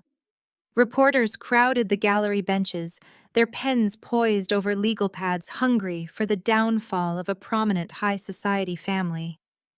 I walked down the center aisle, wearing my immaculately pressed Air Force service dress uniform. My posture was rigid, my expression completely neutral. I took my seat next to Attorney Davis, who was calmly organizing his thick leather briefcase. We had spent weeks preparing for this exact battle. The trap was set, and the enemy was happily walking right into it. Across the aisle, Derek sat next to his aggressively expensive civilian lawyer. Derek had clearly been coached by a crisis management team. He wore a subdued gray suit, his hair slightly disheveled to project the image of a stressed, exhausted father fighting for his family. Barbara sat directly behind him in the front row of the gallery, clutching a lace handkerchief, playing the role of the devastated matriarch to absolute perfection. They genuinely believed that by going on the offensive in a civilian family court, they could publicly destroy my credibility before the federal indictments dropped. The judge, an older, no-nonsense woman named Honorable Mitchell, banged her gavel and called the hearing to order. Derek's attorney immediately launched into a vicious, highly calculated character assassination. He paced the floor in front of the judge, painting a horrifying picture of my military service. He claimed that my overseas deployment had left me unhinged, violent, and dangerously erratic. He told the court that I had returned home as a traumatized veteran incapable of reintegrating into civilian life. He referenced the night of my arrival, dramatically detailing how I had allegedly assaulted a defenseless elderly woman and kidnapped a helpless child in the middle of the night. My client, Derek Foster, is a dedicated, loving father who only wants to protect his daughter from a mother who has clearly lost her grip on reality, the lawyer proclaimed, pointing an accusing finger in my direction. We are asking this court for immediate full physical and legal custody of the minor child, exclusive possession of the marital residence, and an order of protection against Captain Foster. I sat perfectly still. I did not glare at the lawyer. I did not shake my head in denial. I simply maintained eye contact with the judge, allowing my absolute terrifying calm to contradict every single word of their hysterical narrative. Attorney Davis sat beside me, equally unbothered, his hands folded neatly on the table. To solidify their narrative of my supposed instability, Derek's lawyer called Barbara to the witness stand. Barbara walked up to the podium with slow, practiced fragility. The moment she placed her hand on the Bible and swore to tell the truth, the theatrical waterworks began. She wept crocodile tears, dabbing her eyes carefully so as not to ruin her makeup. She testified about how she had welcomed me into the Foster family with open arms, only to have her heart completely broken by my deceitful, violent behavior. I was just trying to hold my granddaughter. Barbara sobbed, her voice trembling with manufactured grief. And Caroline attacked me. She twisted my arm, threatened to have us all arrested, and dragged that poor baby out into the freezing night. My son has done nothing but love her, and she destroyed our entire family. The reporters in the gallery scribbled furiously. It was a compelling, heartbreaking performance designed to win the sympathy of the court. But a performance is only effective until the audience sees the strings attached to the puppets. When Barbara stepped down, returning to her seat with a tragic sniffle, Derek was called to the stand. This was the moment they had built their entire legal strategy around. Derek took the oath, sat in the witness chair, and looked at the judge with an expression of profound, manufactured agony. His lawyer approached the bench carrying a clear plastic evidence folder. "Your Honor." The lawyer said, his voice dropping to a somber, serious register. The tragic reality is that Captain Foster did not just abandon her duties as a wife and mother. During her military deployment, she engaged in a reckless, deceitful affair. My client was forced to discover this betrayal in the most agonizing way possible. The lawyer handed the folder to the court clerk. "We would like to officially submit this document into evidence as Exhibit A. It is a certified DNA paternity test conducted just weeks prior to Captain Foster's return. The results conclusively prove that my client, Derek Foster, is not the biological father of the minor child, Lily." A collective gasp rippled through the courtroom gallery. The reporters leaned forward, hungry for the scandal.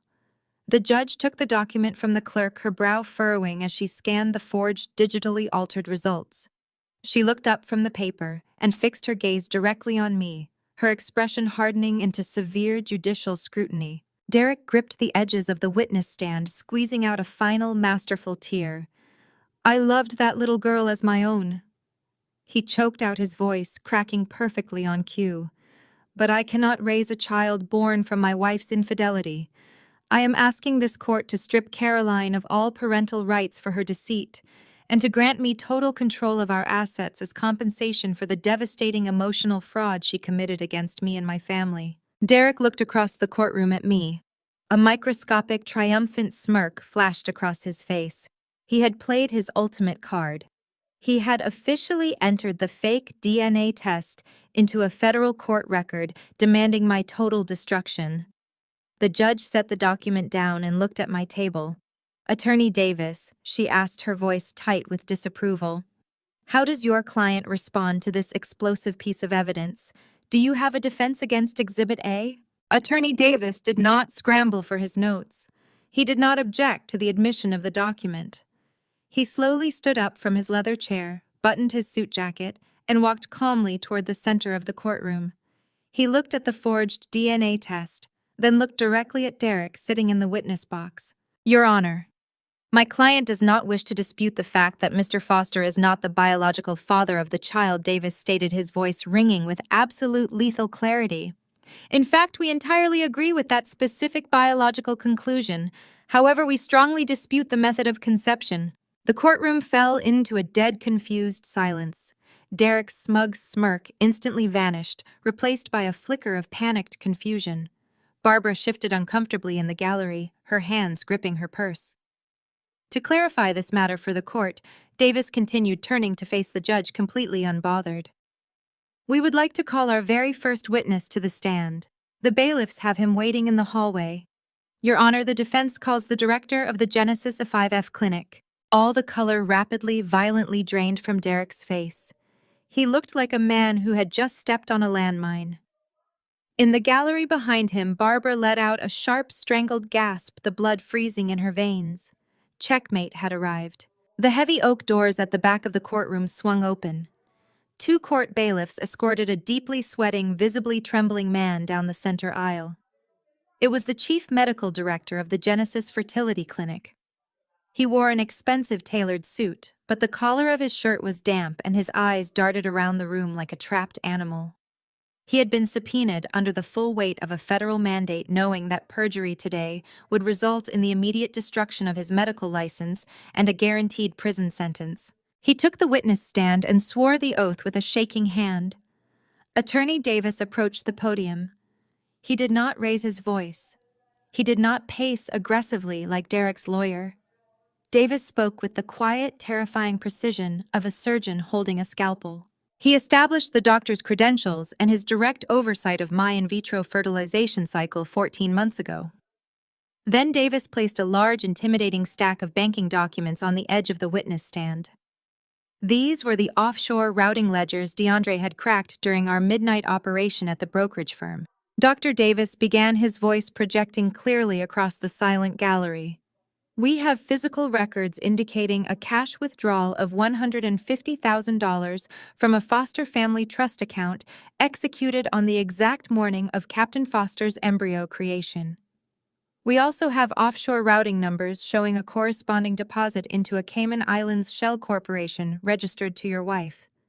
Would you like to explain to the court why a patient's mother-in-law paid you $150,000 in untraceable cash? Derek's lawyer jumped to his feet, shouting an objection, claiming relevance and lack of foundation. Judge Mitchell slammed her gavel down so hard it echoed off the high ceiling. She overruled the objection, instantly glaring at the doctor. Attorney Davis stepped closer to the witness stand. I remind you that you are currently under oath in a proceeding that has drawn the attention of federal investigators. You are looking at a minimum of 20 years in a federal penitentiary for medical fraud, biological tampering, and accepting bribes. Or you can tell this court exactly what Barbara Foster paid you to do on that morning. The clinic director broke. The threat of federal prison completely shattered his professional loyalty to the wealthy elite. He slumped forward in the witness chair, burying his face in his trembling hands. She paid me to swap the samples, the doctor confessed, his voice cracking into the microphone. The gallery erupted into a frenzy of gasps and furious whispering. The judge banged her gavel, demanding order, her own face registering profound shock. Speak clearly into the microphone, Dr. Davis commanded. What sample did you swap? The doctor looked up, his face pale and covered in a sickly sheen of sweat. He pointed a shaking finger directly at Barbara, who was sitting in the front row. Mrs. Foster came to my private office while the patient was in the recovery lounge. She brought a briefcase full of cash. She told me her son Derek was completely sterile. She demanded that we discard the anonymous donor sample that Captain Foster had legally consented to use. And what did she instruct you to replace it with? Davis pressed, leaving absolutely no room for evasion. With a preserved sample we had kept in deep freeze, the doctor choked out. A sample belonging to her deceased older son, Brandon Foster. She said the family bloodline had to be preserved at all costs. I personally bypassed the laboratory chain of custody. I authorized the creation of the embryo using the deceased brother's genetics. Absolute pandemonium consumed the courtroom. Reporters were practically climbing over the wooden benches to get a better view. The level of moral bankruptcy and illegal medical manipulation was staggering. I sat at the plaintiff table with perfect rigid military posture. I did not look at the gallery. I kept my eyes locked on the defendants. Barbara Foster shot up from her seat in the gallery like a woman possessed. The elegant, refined high society matriarch completely vanished. Her face was contorted into a mask of pure unhinged fury. "He is lying!" Barbara screamed at the top of her lungs, pointing at the trembling doctor. "He is a fraud and a liar." Caroline paid him to say this. "She is trying to steal my family's money. It is a lie." Judge Mitchell struck her gavel repeatedly, threatening to have Barbara removed from the courtroom by force if she spoke another word. Two large bailiffs immediately stepped toward the gallery, forcing Barbara to sit back down, though she continued to seethe and mutter insults under her breath. Attorney Davis turned toward the bench. "Your Honor, the defense would like to submit one final piece of evidence to corroborate the doctor's testimony and address Mrs. Foster's outburst." Davis pulled a small digital drive from his pocket and handed it to the court clerk. The clerk connected the drive to the courtroom audio system. I sat back in my chair. This was the moment I had secured in the courtroom of the charity gala. The audio feed clicked on, and the acoustics of the large courtroom amplified the sound perfectly. First, my own voice echoed through the speakers, calm and deliberate, asking about the clinic bribe and Brandon's sample. Then, Barbara's shrill, arrogant, and unmistakably distinct voice filled every single corner of the room. We had to use Brandon's sample. My older son was brilliant and perfect, and his legacy deserved to live on. "You were nothing but an incubator. You were just an incubator for the Foster bloodline." The audio cut off. The dead, heavy silence that followed was suffocating. The recording was crystal clear. It was an absolute, undeniable confession of a federal crime captured directly from the mouth of the perpetrator. I shifted my gaze to Derek. He was staring at the audio speakers, his chest heaving. The smug, confident broker who had strutted into this courtroom demanding my home and my pension was gone. He realized that the federal raid on his firm was only the beginning. With this audio recording, the FBI would be arriving to arrest them both for a massive medical conspiracy. He was going down and the ship was sinking fast. Derek was a man who had spent his entire life letting his mother fix his mistakes, clear his debts, and pave his way. But the primal instinct for self-preservation overrides all familial loyalty in a narcissist. Derek realized that if he went down for the medical fraud alongside his financial embezzlement, he would never see the outside of a prison cell again. Derek shot up from the defense table. He did not look at his lawyer, he did not look at the judge. He turned around, raised his arm, and pointed his finger directly at his own mother, sitting in the gallery. I did not know. Derek screamed, his voice echoing with frantic, desperate cowardice. "She did it. She did it all. My mother did this behind my back. I thought the child was from the anonymous donor. She is crazy." The entire courtroom froze. The reporters stopped writing. The judge stared in absolute disbelief. Derek had just thrown his own mother to the wolves to save his own skin, sacrificing the woman who had committed a federal crime entirely to protect his fragile ego. Barbara Foster looked up at her golden boy. Her mouth fell open. The rage evaporated from her face, replaced by a look of absolute, shattering horror as she realized the son she had burned the world down to protect had just handed her to the executioner. The courtroom gallery remained entirely paralyzed by the sheer, unadulterated cowardice of my husband. Barbara stared at Derek with her mouth hanging open, the blood drained completely from her face. The high society matriarch who had committed a federal medical crime to protect her golden boy was now being fed directly to the wolves by the very son she worshipped. The illusion of the perfect Foster family had not just cracked. It had exploded in a spectacular public display of betrayal. Judge Mitchell struck her gavel with punishing force, cutting through the stunned silence. She ordered the bailiffs to maintain strict order and directed her piercing gaze at my defense table. Attorney Davis did not let the momentum die for a single second. He knew exactly how to dismantle an enemy stronghold once the outer walls had been breached.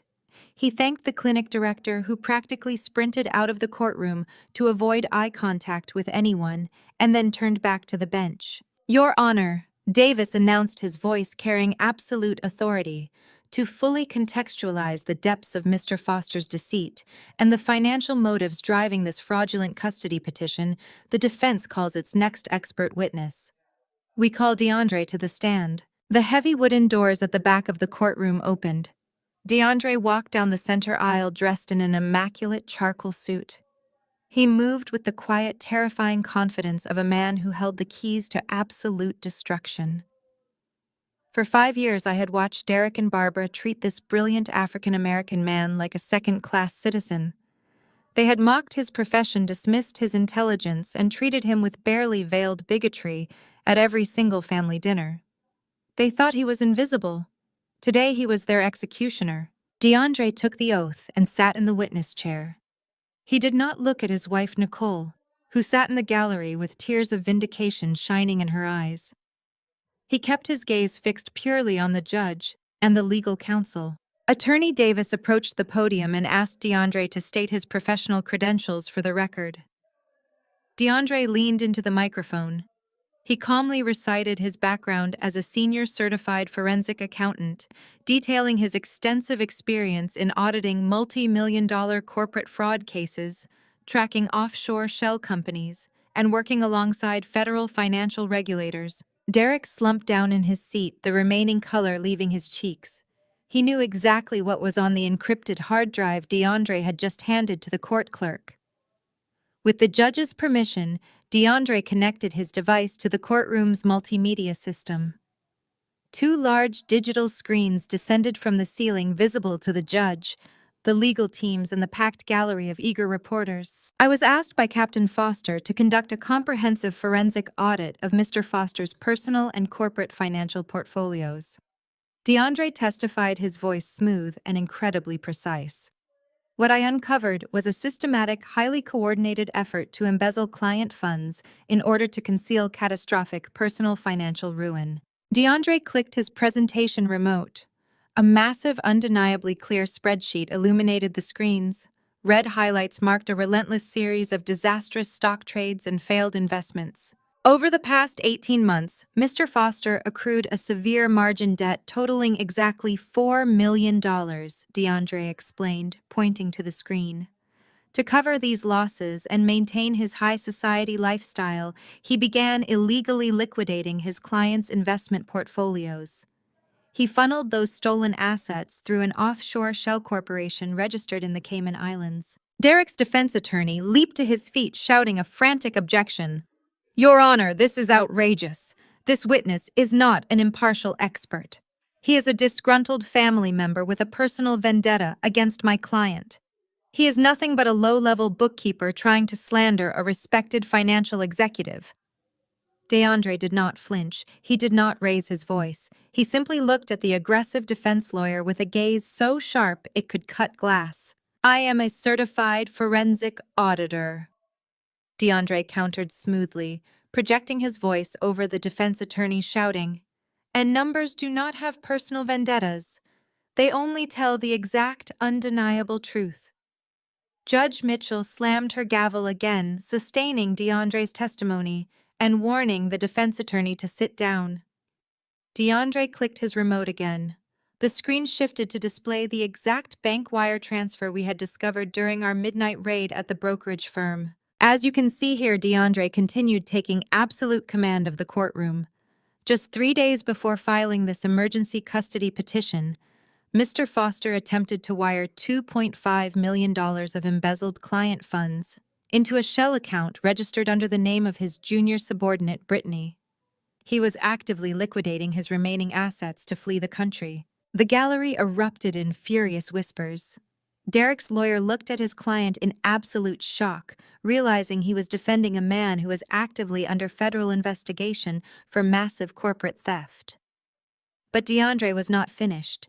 He clicked the remote one more time, bringing up the withdrawal slip for the Genesis Fertility Clinic. Furthermore, DeAndre stated, his tone growing lethal, "My audit confirms the testimony of the clinic director. Here is the exact paper trail of the $150,000 cash withdrawal from the Foster Family Trust, executed by Barbara Foster, used entirely to facilitate the illegal medical tampering of Captain Foster's reproductive procedure. Derek slammed his hands on the defense table. He was cornered, humiliated, and publicly destroyed by the very man he had spent years treating like dirt. He turned to his lawyer, begging him to do something to stop the presentation. The defense attorney stood up, his posture rigid with desperation. "Your Honor, none of this changes the foundational document of this custody hearing. Exhibit A, the DNA test clearly proves my client is not the biological father. That document remains valid regardless of these wild financial accusations." I watched DeAndre smile. It was a cold, brilliantly calculated smile. He reached into his suit jacket and pulled out a single crumpled piece of paper inside a clear evidence bag. "Regarding Exhibit A, Your Honor," DeAndre said, turning his attention directly to the judge. "During my audit of Mr. Foster's corporate expense accounts, I flagged an extremely unusual purchase made exactly 1 week before Captain Foster returned from her military deployment." DeAndre held up the plastic evidence bag. "This is a physical receipt for a graphic design and printing service located at a strip mall 40 miles outside of Seattle," DeAndre explained. Mr. Foster paid $300 using his corporate credit card, categorizing the expense as marketing materials. I visited the print shop yesterday. The owner confirmed that Mr. Foster paid him to digitally alter an existing medical template and insert falsified genetic data. DeAndre looked directly at Derek. "The DNA test you submitted to this court is a complete fabrication purchased at a local print shop." The silence that fell over the King County Family Court was absolute. The reporters stopped breathing. Derek's defense attorney slowly sat down physically, moving his chair an inch away from his own client. The lawyer realized his career was now in severe jeopardy for unknowingly submitting fraudulent evidence to a federal bench. Judge Mitchell picked up Exhibit A, her hands shaking slightly with unprecedented judicial fury. She looked from the forged document down to Derek. Her eyes were dark, unforgiving, and completely merciless. "Mr. Foster," the judge said, her voice dropping to a terrifying, deadly whisper that commanded the entire room, "you deliberately submitted a forged, fabricated medical document to this court in an attempt to strip a serving military officer of her child. That is textbook perjury." Derek opened his mouth, but no sound came out. He was completely paralyzed by the realization that he was going to prison. I placed my hands flat on the plaintiff table and slowly stood up. I straightened the cuffs of my Air Force uniform, my posture reflecting years of unyielding military discipline. I looked at my husband, watching his entire empire burn to ash. "Your Honor," I said, my voice steady, ringing with the cold clarity of an intelligence officer preparing to deliver the final strike. "Perjury is the least of his crimes." The courtroom felt entirely devoid of oxygen. I stood perfectly straight at the plaintiff table, looking directly up at the bench. Judge Mitchell did not command me to sit down. She did not ask me to explain my bold statement. She simply leaned forward, intertwining her fingers, waiting for me to deliver the final strike. Across the aisle, Derek looked like a man standing on the trapdoor of the gallows, waiting for the lever to be pulled. His defense attorney had physically moved his chair completely to the edge of the table, putting as much distance as humanly possible between himself and his client. "Your Honor," I began, my voice projecting with the clear, unwavering cadence of a military intelligence officer. "Before my 9-month overseas deployment, I noticed a series of unsettling financial discrepancies in our household accounts. Given my security clearance and my training, I do not leave my personal perimeter undefended.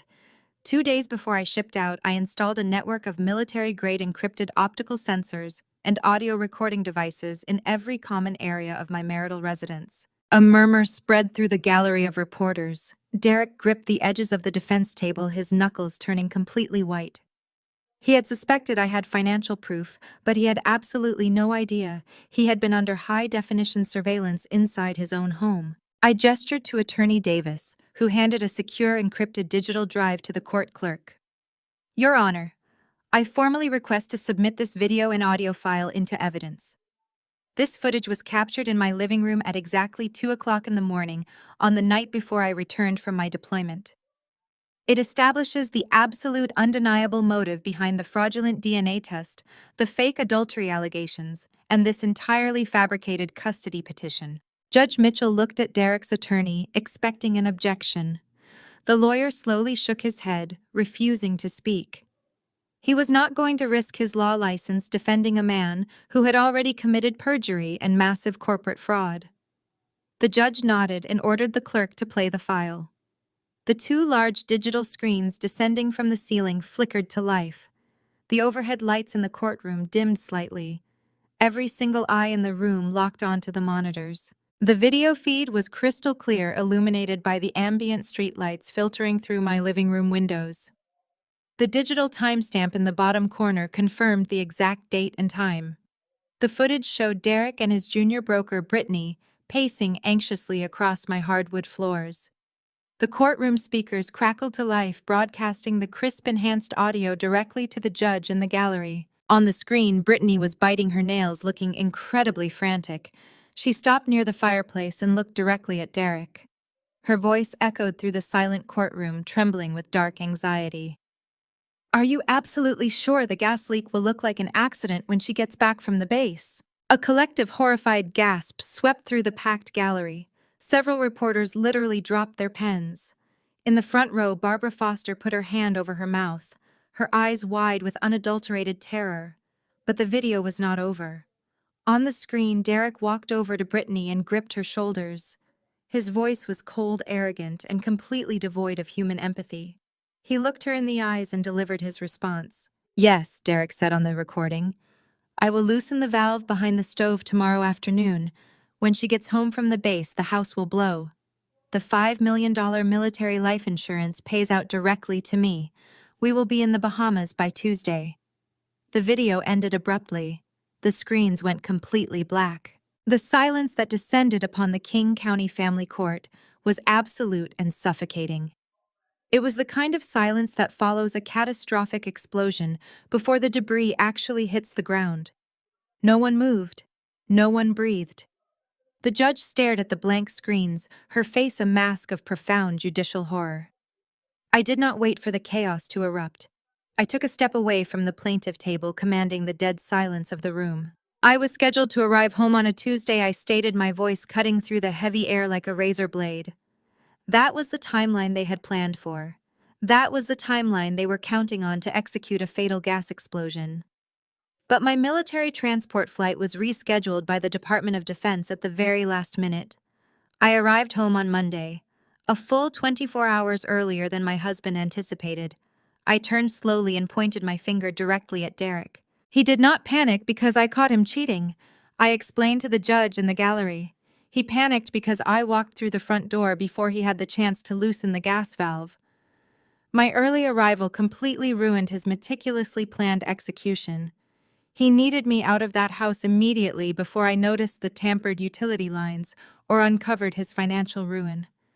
I looked at the forged DNA document, still sitting on the judge's bench. That is why he printed a fake DNA test at a strip mall printing shop, I continued relentlessly. That is why he staged that pathetic theatrical ambush in my living room. It was not a divorce strategy. It was an improvised, desperate audible.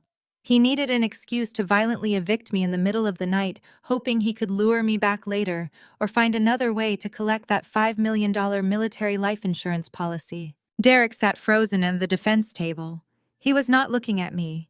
He was not looking at the judge. He was staring blankly at the wood grain of the table, his breathing shallow and rapid.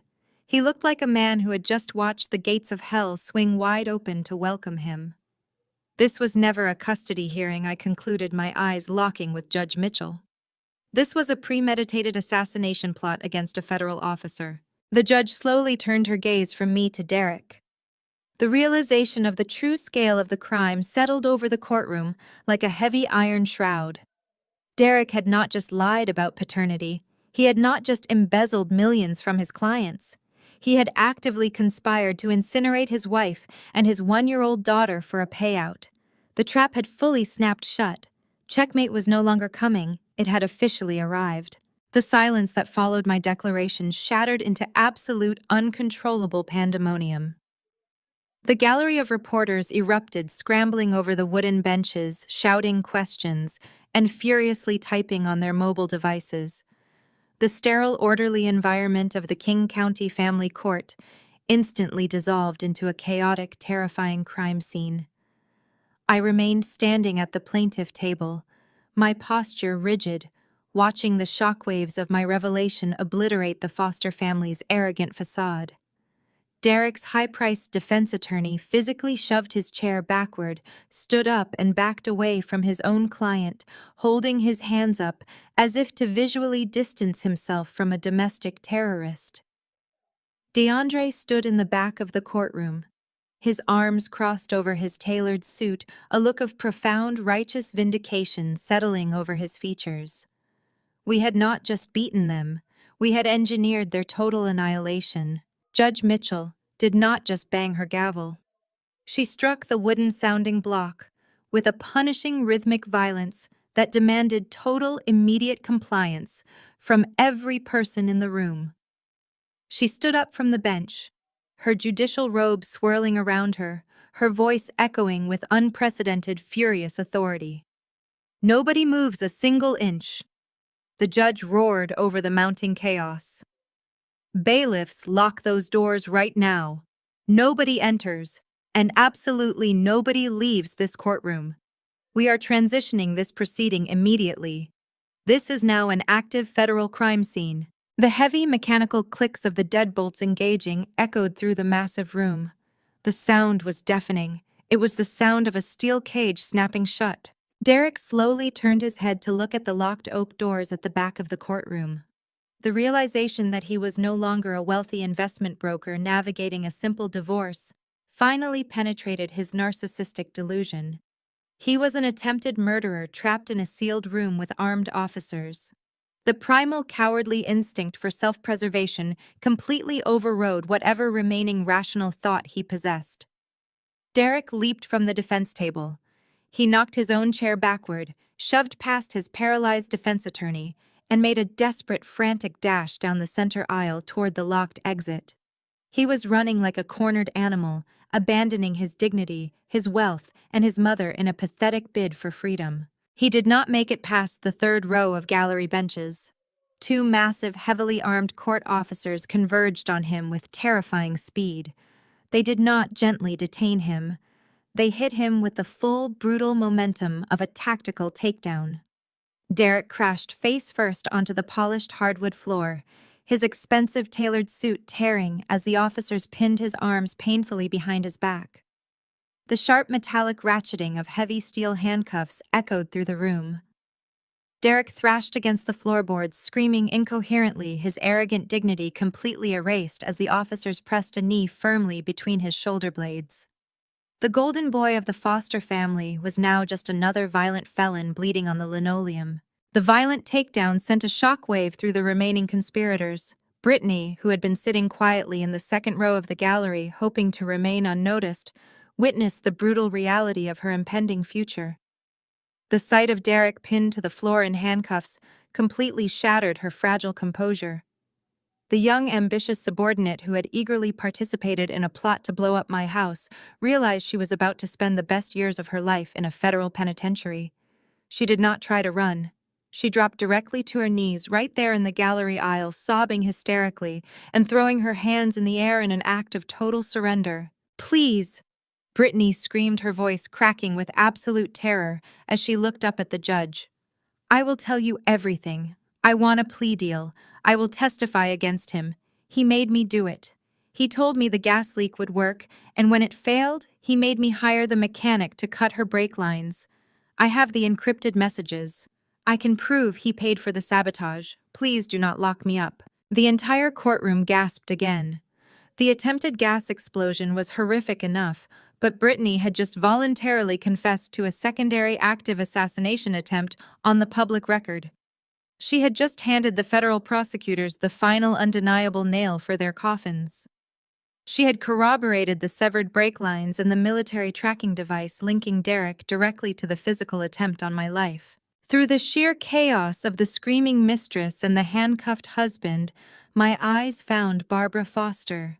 The high society matriarch was still sitting in the front row, but she was no longer breathing properly. She watched her beloved perfect son writhing on the courtroom floor like a common criminal. She heard the mistress confess to a mechanical sabotage that carried a 25-year minimum sentence.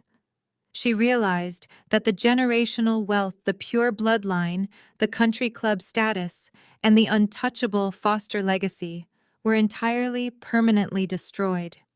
The empire she had committed federal medical fraud to protect was burning to the ground, and she was trapped inside the inferno. The psychological devastation triggered a massive violent physiological response. Barbara's face turned a sickening ashen gray. She clutched her chest with both hands, her manicured fingers digging frantically into her expensive silk blouse. She let out a sharp, ragged gasp, her eyes rolling back as she tumbled out of the wooden bench and collapsed heavily onto the courtroom floor. It was not her usual theatrical performance. It was not a manipulative tactic to garner sympathy. It was a genuine catastrophic panic attack brought on by the crushing weight of her absolute ruin. I slowly walked around the plaintiff table and approached the front row. The court medics were already rushing down the aisle calling for an emergency medical kit, but I reached her first. I stood over her trembling, gasping form, looking down from my immaculate military uniform. I offered her no hand. I offered her no comforting words. I simply stood there with perfect posture and gave her a cold, empty, merciless stare, watching the architect of my nightmares suffocate under the ruins of her own collapsed empire. 8 months later, the stifling chaos of the family court was replaced by the cold, sanitized authority of a federal sentencing tribunal. The wheels of federal justice grind slowly, but they grind with absolute terrifying certainty. I sat in the front row of the gallery wearing my immaculate Air Force service dress uniform. Beside me sat DeAndre and Nicole. We were not there to testify. We were there to bear witness to the final permanent eradication of the Foster family empire. The heavy wooden doors adjacent to the jury box swung open. 2 armed federal marshals escorted Derek into the courtroom. The transformation was staggering. The arrogant, meticulously groomed investment broker who had confidently demanded my house and my military pension was completely gone. Derek wore a standard-issue oversized neon orange prison jumpsuit. His designer haircut had been shaved down to a military-style buzz cut, exposing the nervous sweat beading on his forehead. He had lost at least 20 pounds in federal holding. The swagger that had defined his entire existence had evaporated, leaving behind a hollow, terrified shell of a man. He shuffled to the defense table, his wrists and ankles bound by heavy steel transport chains. The metallic clinking echoed loudly through the silent courtroom. A moment later, a second set of doors opened. Barbara Foster was led into the room by a female federal marshal. The high society matriarch, who had built her entire identity on exclusivity and pure bloodlines, looked utterly unrecognizable. She was stripped of her silk blouses, her expensive pearls, and her perfectly tailored designer suits. She wore the same drab, scratchy, institutional uniform as her son. Her hair, once perfectly dyed and styled, hung in limp, graying strands around her pale face. The country club friends who used to hang on her every word were nowhere to be found. Her social circle had abandoned her the exact second the federal indictments hit the evening news. The presiding federal judge, a veteran jurist with a reputation for merciless sentencing, took his seat at the elevated bench. He did not waste time with pleasantries. He opened a massive binder containing the coordinated findings of the FBI, the Securities and Exchange Commission, and the Department of Defense. The judge looked directly down at my husband. "Derek Foster," the judge's voice boomed with heavy finality. "You orchestrated a massive multi-million-dollar financial fraud to support an unsustainable lifestyle of pure greed. When your house of cards began to collapse, you did not take responsibility. Instead, you attempted to murder your serving military wife for a life insurance payout. and you actively conspired to frame her in a court of law using forged documents. Your actions demonstrate a level of sociopathic calculation that makes you a severe and permanent danger to society. Derek kept his head bowed, staring at his chained hands. He was physically trembling. For the charges of attempted murder in the first-degree massive wire fraud, embezzlement of client funds, and aggravated perjury, the judge declared, "I sentence you to 25 years in a maximum security federal penitentiary. This sentence will be served without the possibility of early parole." Derek let out a quiet, pathetic sob, but the judge was already turning his attention to the next defendant. Barbara Foster, the judge, continued, his gaze shifting to the woman who had orchestrated the ultimate biological violation. "You utilized your wealth to corrupt a medical institution, bypassing strict federal reproductive laws to satisfy your own twisted vanity. You purchased human genetics like property, and you conspired to silence the mother of that child. Your wealth cannot shield you from the consequences of your profound moral bankruptcy." Barbara squeezed her eyes shut, tears spilling over her wrinkled cheeks.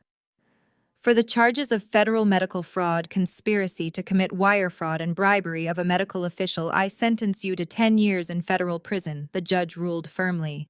But the prison sentences were only the physical punishment. The financial execution was equally devastating. Following DeAndre's meticulous forensic audit, the federal government had seized every single asset connected to the Foster name. The judge officially ordered the total liquidation of the Foster estate. The sprawling mansion where Barbara had hosted her elite galas was seized and auctioned off to the highest bidder. Derek's luxury vehicles, his expensive watches, and his hidden offshore accounts were entirely drained. Every single cent was repurposed to pay restitution to the investors Derek had defrauded. Whatever remained from the liquidation was instantly transferred to satisfy the massive civil damages lawsuit my attorneys had filed against them for emotional distress and fraud. The generational wealth that Barbara had committed federal crimes to protect was wiped off the face of the earth. They were left with absolutely nothing. No trust funds, no offshore safety nets. They would not even have enough money to buy premium snacks from the prison commissary. Finally, the judge turned his attention to Brittany. The junior broker who had eagerly participated in the assassination plot had struck a plea deal, hoping her testimony against Derek would secure her freedom. The federal prosecutors had accepted her evidence, but the judge was not inclined to show mercy to an active participant in an attempted bombing and mechanical sabotage. "Brittany, you actively facilitated a murder plot and personally contracted the physical sabotage of an automobile intending to cause a fatal collision," the judge stated coldly. "For your cooperation, you will avoid a life sentence. However, for conspiracy to commit murder and corporate fraud, you are sentenced to 15 years in a federal correctional facility." Brittany collapsed into her chair, weeping hysterically and begging her public defender to file an appeal. The lawyer simply shook his head, knowing the plea agreement was ironclad. The judge struck his gavel, officially adjourning the sentencing tribunal. The heavy finality of the wooden block echoing through the room signaled the absolute end of the Foster empire. The federal marshals moved in to collect the prisoners. They grabbed Derek by the arms, hauling him forcefully to his feet. The chains around his ankles rattled as they turned him toward the holding cell doors. As they marched him down the center aisle, Derek stopped. The marshals shoved him forward, but he planted his feet for one brief final second and turned his head to look at the gallery. His hollow, desperate eyes bypassed the reporters and locked directly onto mine. I sat perfectly still, my posture flawless, my military uniform immaculate. I did not smile. I did not gloat. I simply looked back at him with the cold, detached observation of a soldier surveying a neutralized threat. In that fleeting fraction of a second, the remaining fog of his narcissism cleared. Derek stared into my eyes, and the absolute terrifying realization of his miscalculation finally settled into his bones. He realized that he had possessed a beautiful life, a secure future, and a loyal family. He realized that by trying to burn me to ashes, he had only managed to ignite the fire that incinerated his entire existence. "Move it!" the marshal barked, shoving Derek forcefully through the heavy wooden doors. The doors slammed shut behind him, swallowing him into the dark permanent machinery of the federal prison system. The architect of my destruction was gone, and I was exactly where I promised I would be, victorious and completely free. The federal sentencing dismantled the architects of my destruction, but the final necessary phase of my operation involved securing my own borders.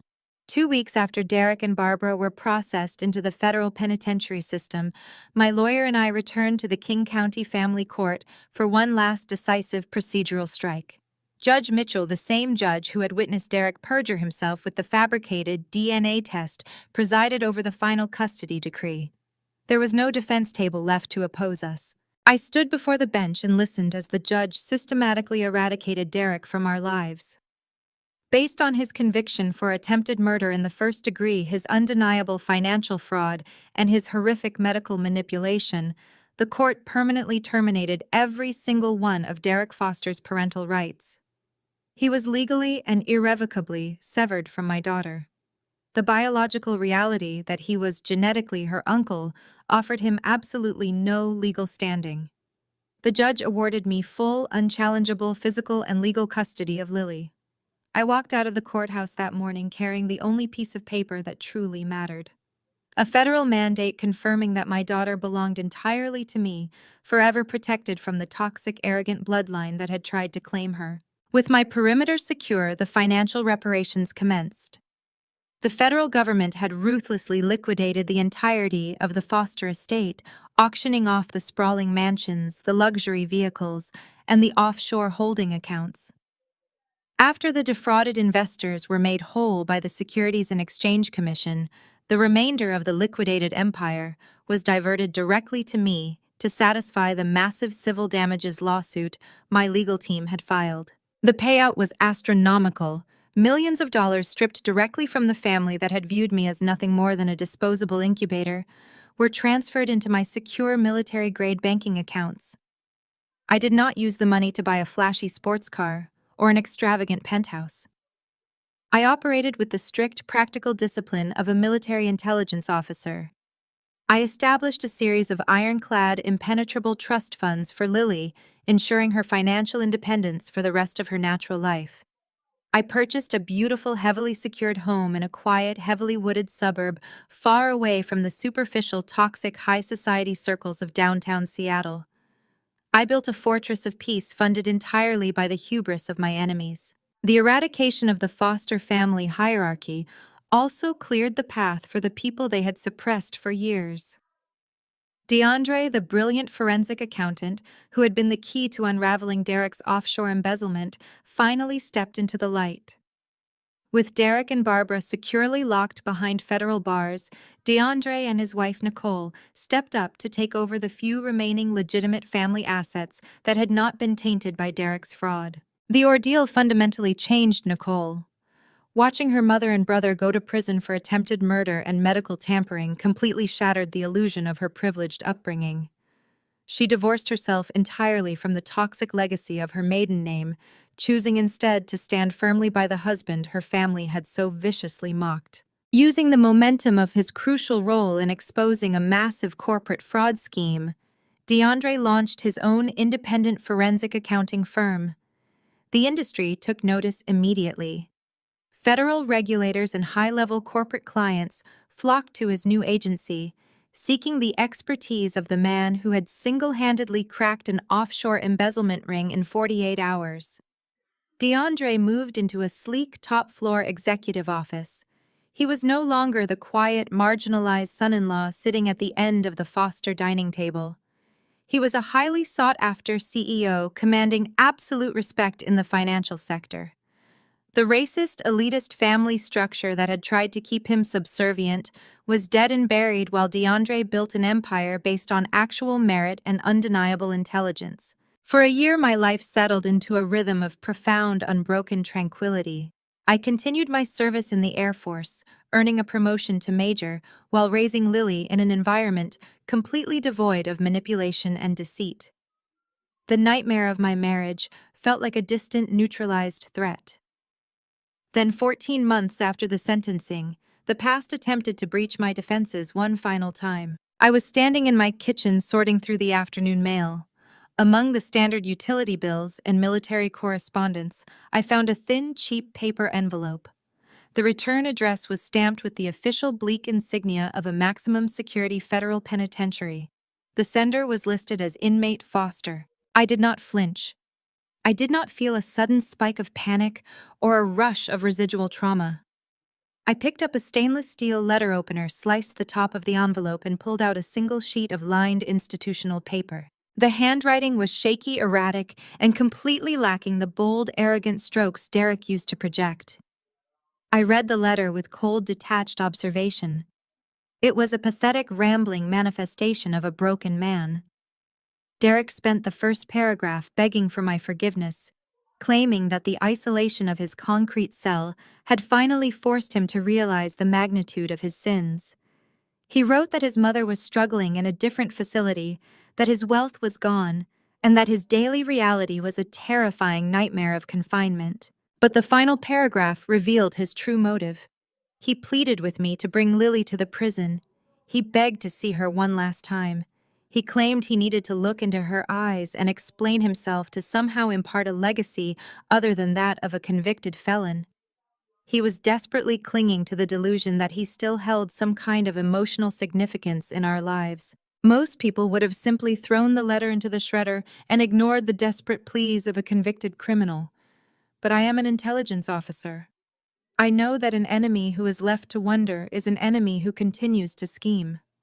Leaving his request unanswered would only allow him to build false hope in his cell, fueling a dangerous delusion that a reconciliation might someday be possible. I placed the letter on my kitchen counter and picked up my secure mobile device. I did not intend to bring my daughter anywhere near a federal prison. Lily was completely shielded from his existence. But I realized that a tactical response was required to permanently close this threat vector. I needed to look him in the eye one final time. I needed to extinguish the last remaining ember of his arrogance and set the ultimate unbreakable boundary. I contacted the Federal Penitentiary Administration office and officially scheduled a secure, glass-partitioned visitation.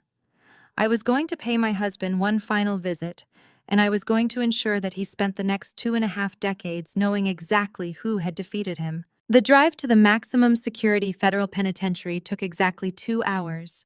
I navigated my heavy vehicle through the desolate winding roads of the rural countryside, watching the dense pine forest gradually give way to a sprawling landscape of concrete razor wire and reinforced steel guard towers. I parked in the visitor lot, locked my weapon in a secure compartment in my vehicle, and walked toward the primary intake facility. I wore a sharp-tailored civilian suit. I did not need my military uniform today to project authority.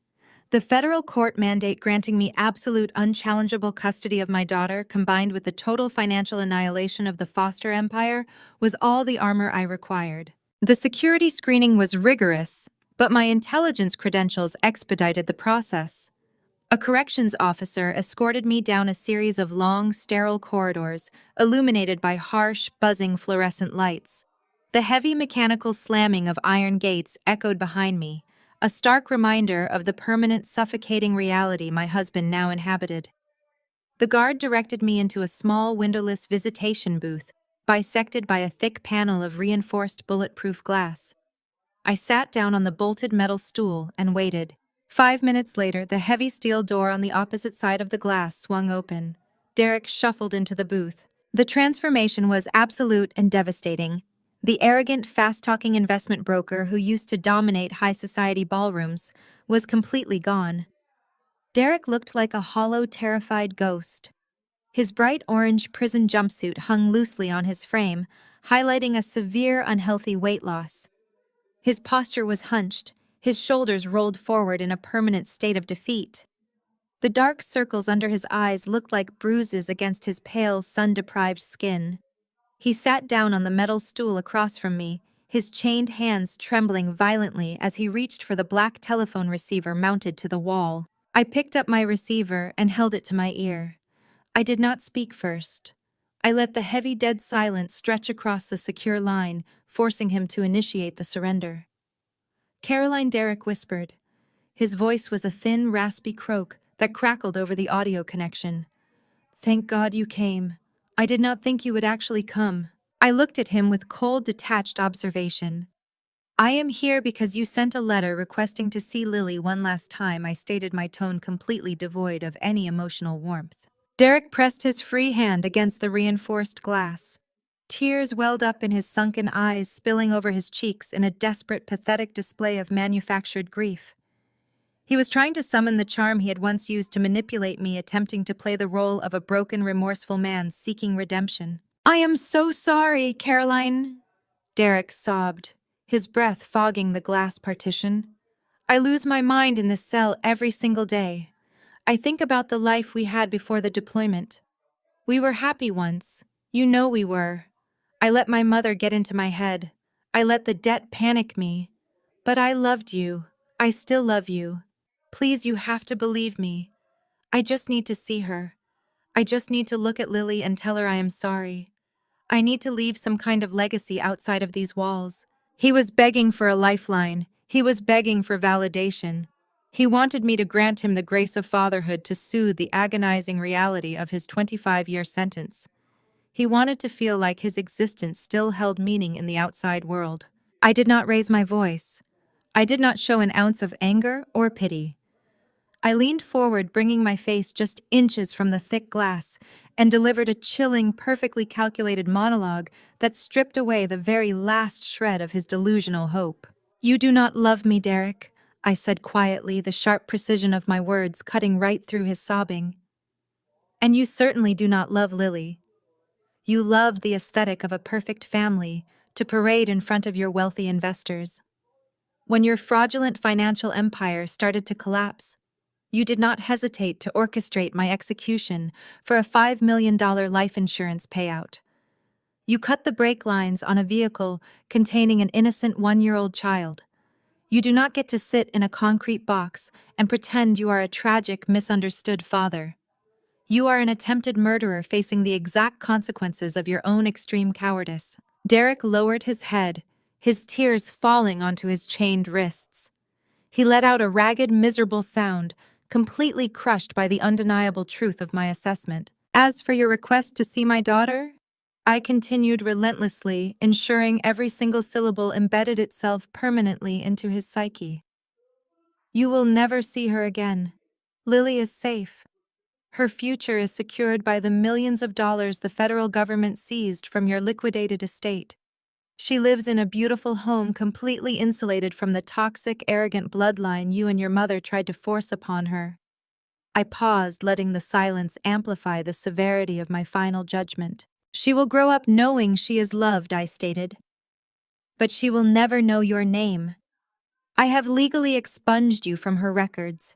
I have erased you from our history. When she is old enough to ask questions, she will be told that she was conceived through a clinical procedure and that she belongs entirely to me. Your mother committed a federal medical crime to ensure the foster legacy survived. But your legacy ends right here, Derek. It ends in this pathetic, windowless room. You are going to spend the next 2.5 decades rotting in this facility, knowing that you have been completely and permanently erased from the future." Derek stared at me through the bulletproof glass, his mouth opening in a silent scream of absolute shattering despair. He realized I was not there to offer closure.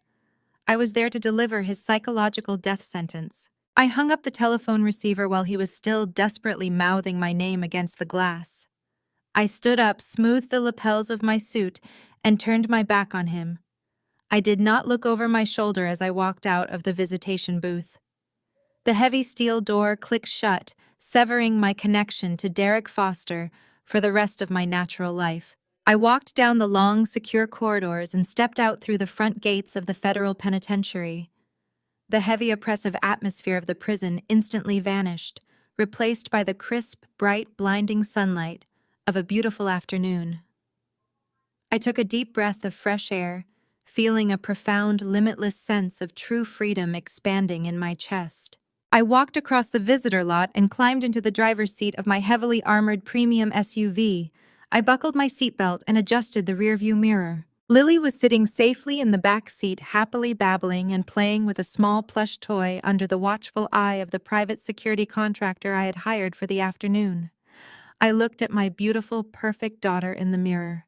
I smiled a genuine, radiant smile of total victory. I started the engine, put the vehicle in drive, and drove away from the concrete fortress, leaving the ashes of my enemies far behind me. They thought they could ambush a soldier in her own home. They forgot one simple rule of warfare: never set a trap for an intelligence officer, because by the time you spring it, she has already mapped out your destruction. The greatest lesson I learned from this ordeal is the profound power of emotional discipline. When my husband and his family tried to destroy my life, my military training kept me from crumbling. I realized that panic is exactly what toxic people rely on to maintain their control over you. By staying calm and relying on facts instead of tears, I was able to dismantle their empire piece by piece. True strength means you refuse to let betrayal dictate your future. If this story resonated with you, please hit like and subscribe and share your experiences in the comments below.